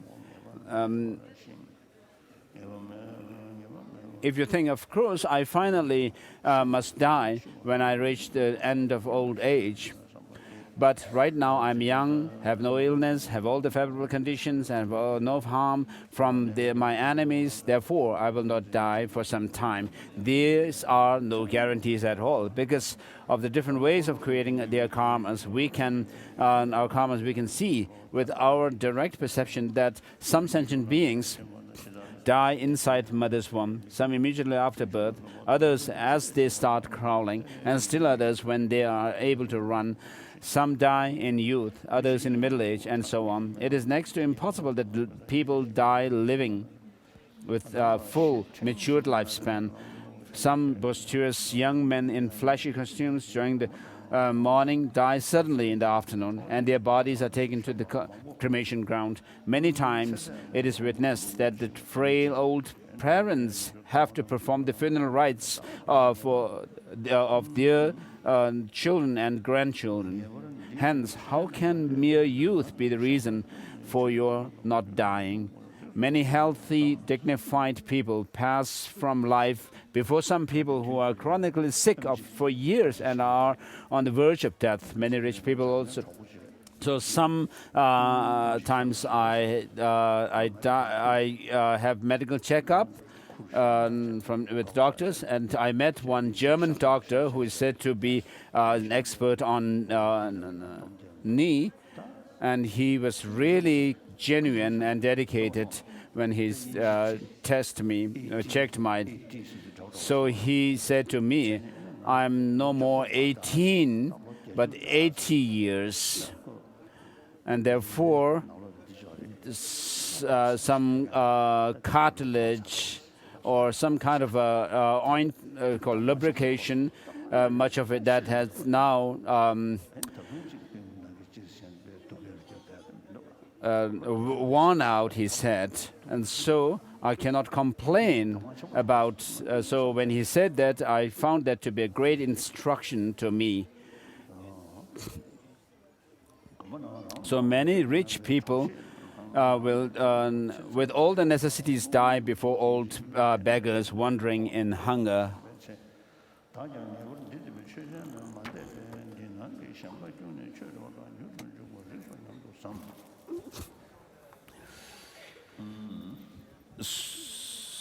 So one should actually think that it is possible to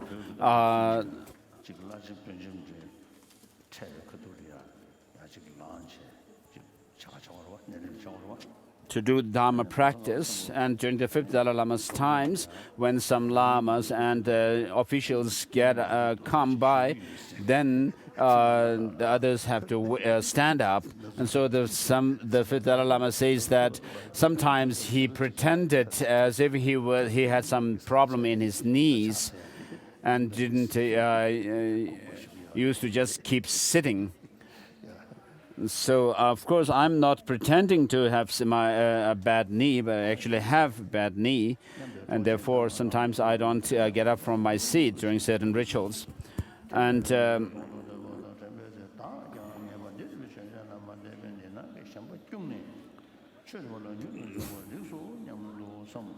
so one should find think that it is worthwhile for me, it is right for me to do Dharma practice before I lose this life.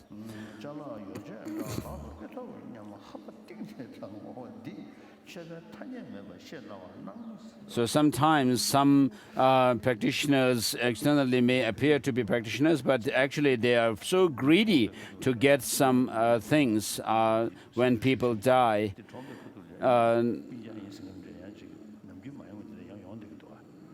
So I've seen people coming to some people who were serving me, saying that they were relatives, and actually they must be. I think they were coming to if they could get something, some remains or something that is that belongs to that person, and.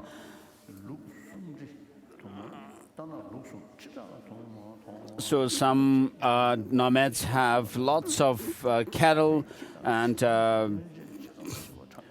also sheep and horses.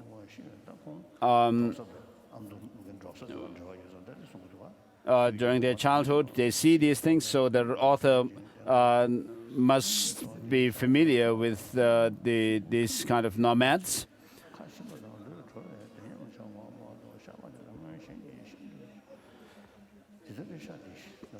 And so the cattle and sheep and so forth are killed by wolves, and then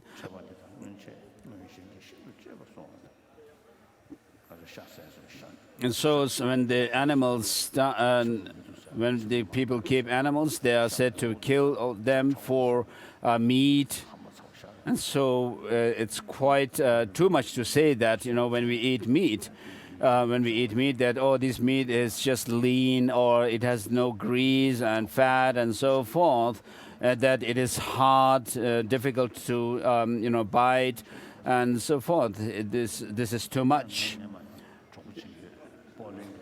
And so I had a Polish friend, an elderly lady, and a very old woman and a very old man. They were not, of course, couples.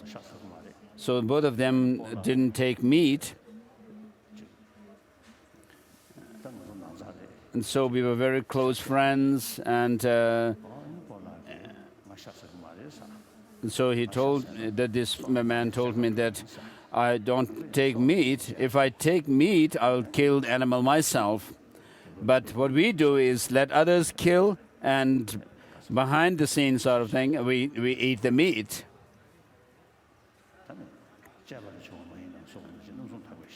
So, of course, if the meat is free of the three faults, then perhaps it may be a different case. But in the past, when monks gave tongo offering to the monastic community, it was said that a few of the bulls or buffaloes were killed.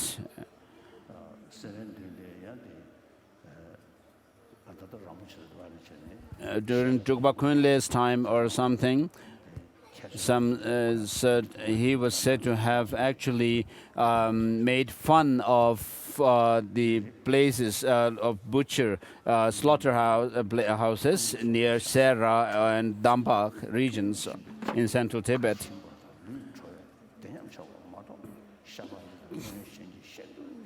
So when we eat the meat and use the skin, we don't think that this was once part of an animal who actually held its own body to be very dear to him itself. And we kind of enjoy it so much, saying this is tasty and it's greasy and so forth. So these are talking about real things here. And then we use the different instruments of Tantra, such as the bone trumpet and dramaru and so forth.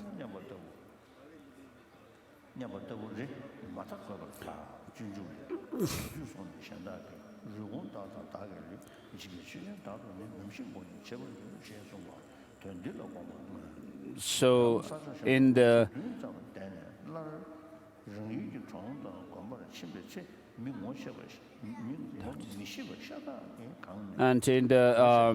Bodhisattvacharya Avatara, it is said that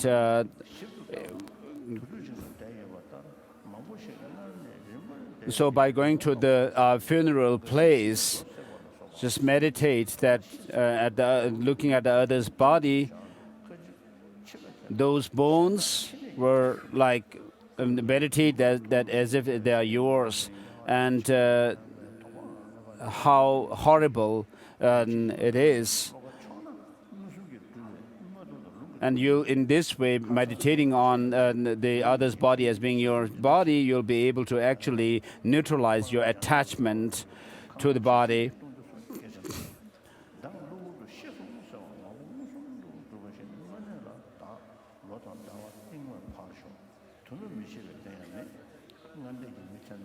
And so you may be from some place, and after 6 or 7 years being away from your place, when you return, you may find that everyone there was so new to you that nobody who were known to you were there anymore.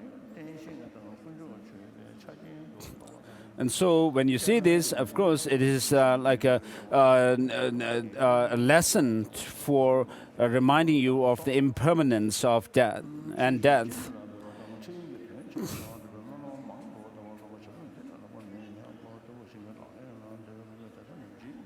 And so all these pleasures of life, this life, are like it should be seen as a dream experience, which is transient.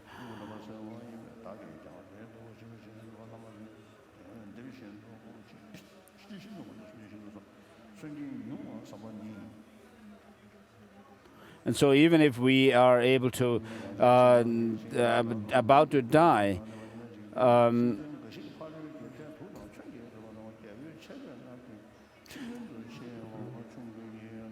when we see somebody is about to die, or that somebody is stricken with some kind of sickness, which will lead a fatal kind of sickness, we never think that, we never actually come to think that, oh, I will also have the same kind, go through the same kind of situation of death. And so recently I met one Hindu Swami, and he introduced himself to me and said that he was actually helping people suffering from leprosy, lepers, and he actually cleans the feet and hands of these lepers.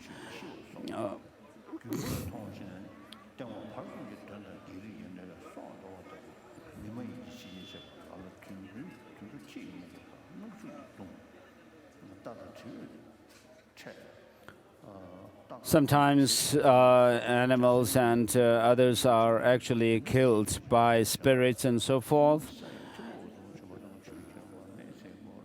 And then natural disasters also kill animals and so forth. Today we actually experience global warming. So over 100 years period of time, things have changed, and therefore there is this global warming. And today, when we have very strong storms and rains, and then the glaciers, the rate of melting of the glaciers is also increasing, and then the water level also rises, and it is said that many of the big cities are going to be underwater. And so there is natural disasters like this, and today we have 7 billion people on this earth, and towards the end of this century it is said that we will have 10 billion.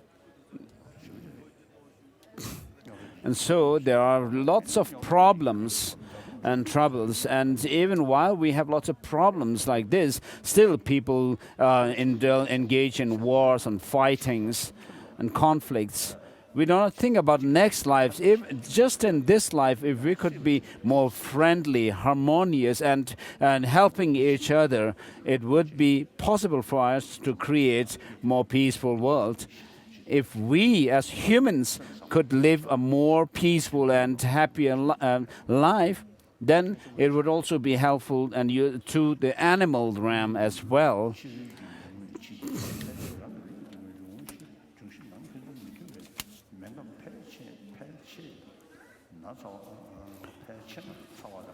And so if there is too much heat, we have a problem. If there is too much coldness, we have suffering again.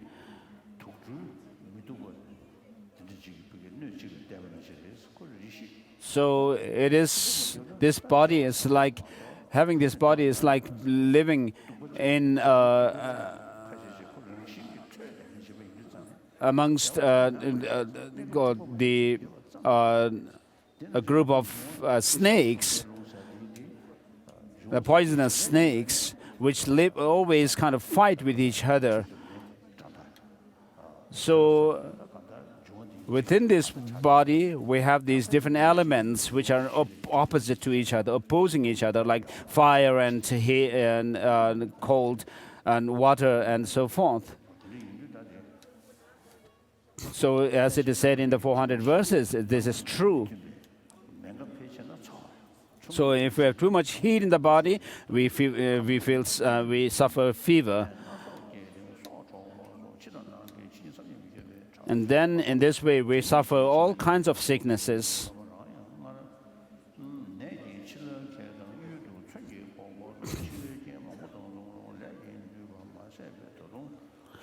So we still have our karma, and because of which, even if we become sick or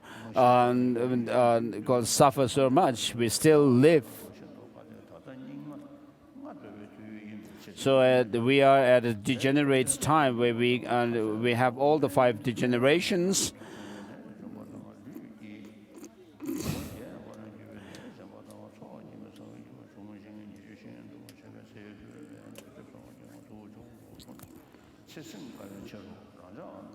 So this body becomes very feeble, and it becomes very difficult to prolong our lifetime as well, and therefore we will die.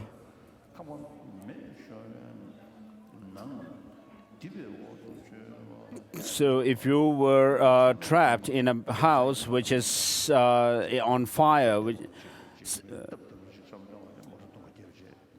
so today there are lots of motor accidents, and because of which many people die. So many of the conditions which are meant for us to live actually becomes cause of death. And lay people, due to too much alcohol, drinking too much alcohol, you ruin your liver, and then you suffer other sicknesses, diseases. And so many of the causes or conditions for living are turned into the conditions for death.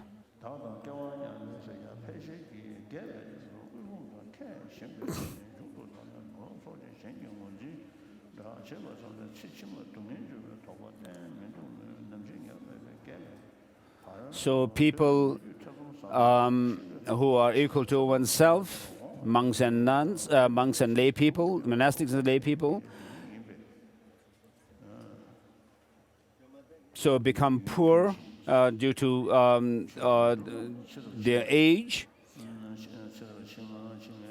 and they become weak and suffer.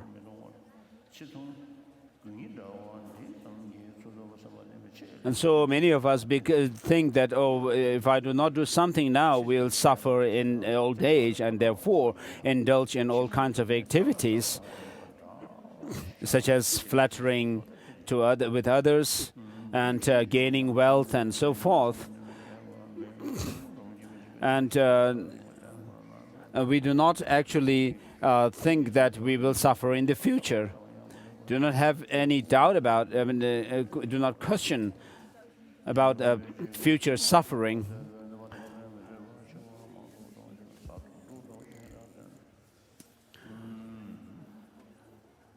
But when we will die is uncertain.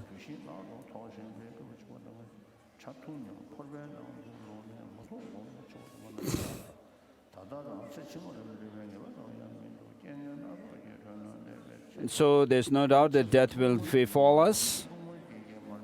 This is for sure.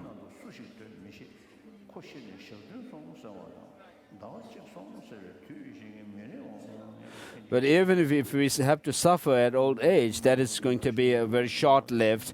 But without being able to do a practice of the Dharma, one will not be able to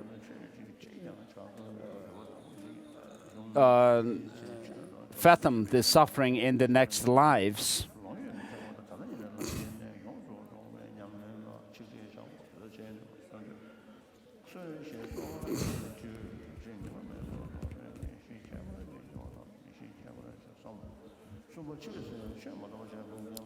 And then the next topic is nothing but the Dharma can help you at the time of death.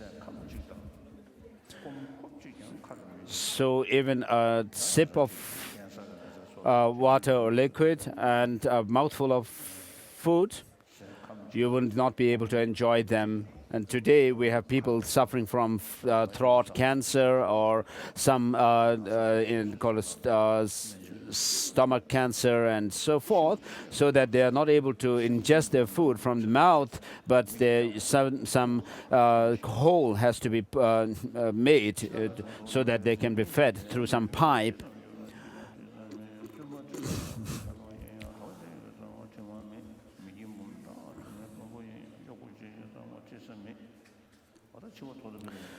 So when you die, you cannot take anybody with you whom you may call your servants or so forth. As the Dalai Lama, I too cannot take anybody with me, my disciples or bodyguards and security people and so forth. So you have to go alone to the next life, and your body remains behind as a corpse. And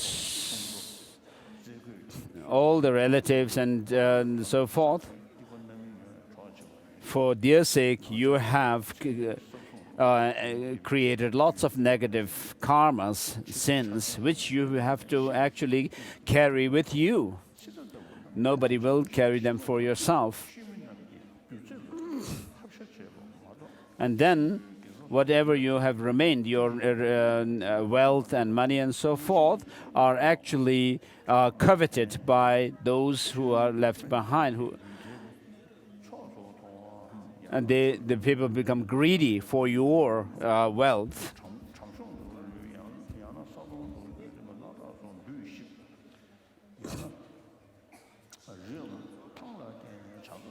So your body will be taken to cremation grounds or buried under the ground, or it will be taken to some cremation funeral ground where the body will be left for the vultures to eat.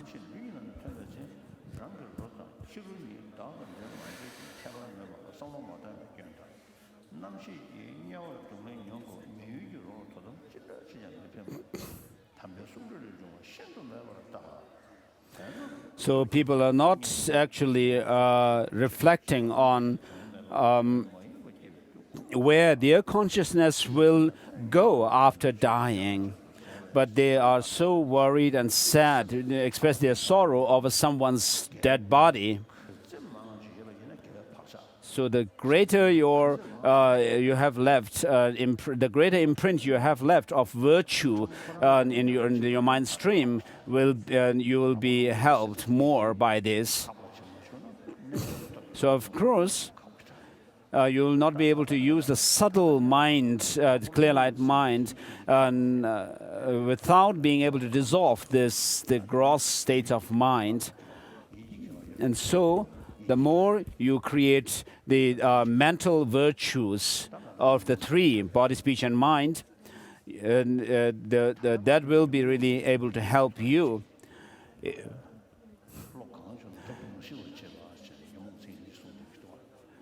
These negative emotions, we hear that no sooner they arise in you, they disturb your peace of mind. While you are able to recognize that negative emotions is such a state of mind, if we could not start your practice to actually reduce these,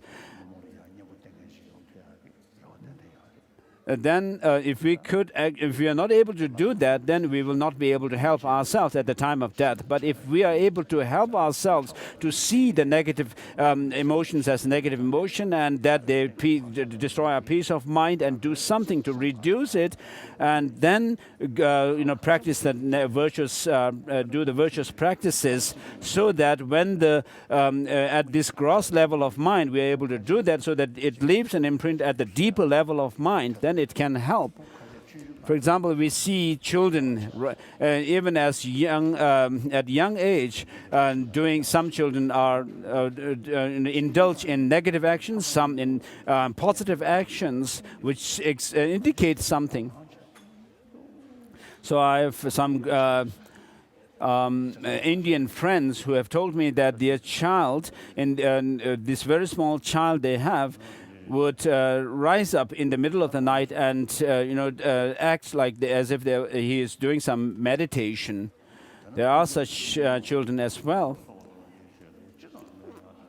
So whatever effort you actually put in gaining wealth, resources, food, and so forth, will not help you at all. And so you should leave all this aside, putting an effort in this kind of thing, trivial things aside, and focus on meditation, doing Dharma practice. So just as it is taught in the sutra given to a king, so of course we need to think about the uncertainty of the time of death, and we also have tomorrow, teaching tomorrow, but before we eat, we would be causing ourselves more suffering, or if we don't take food, thinking that, the time of death is uncertain.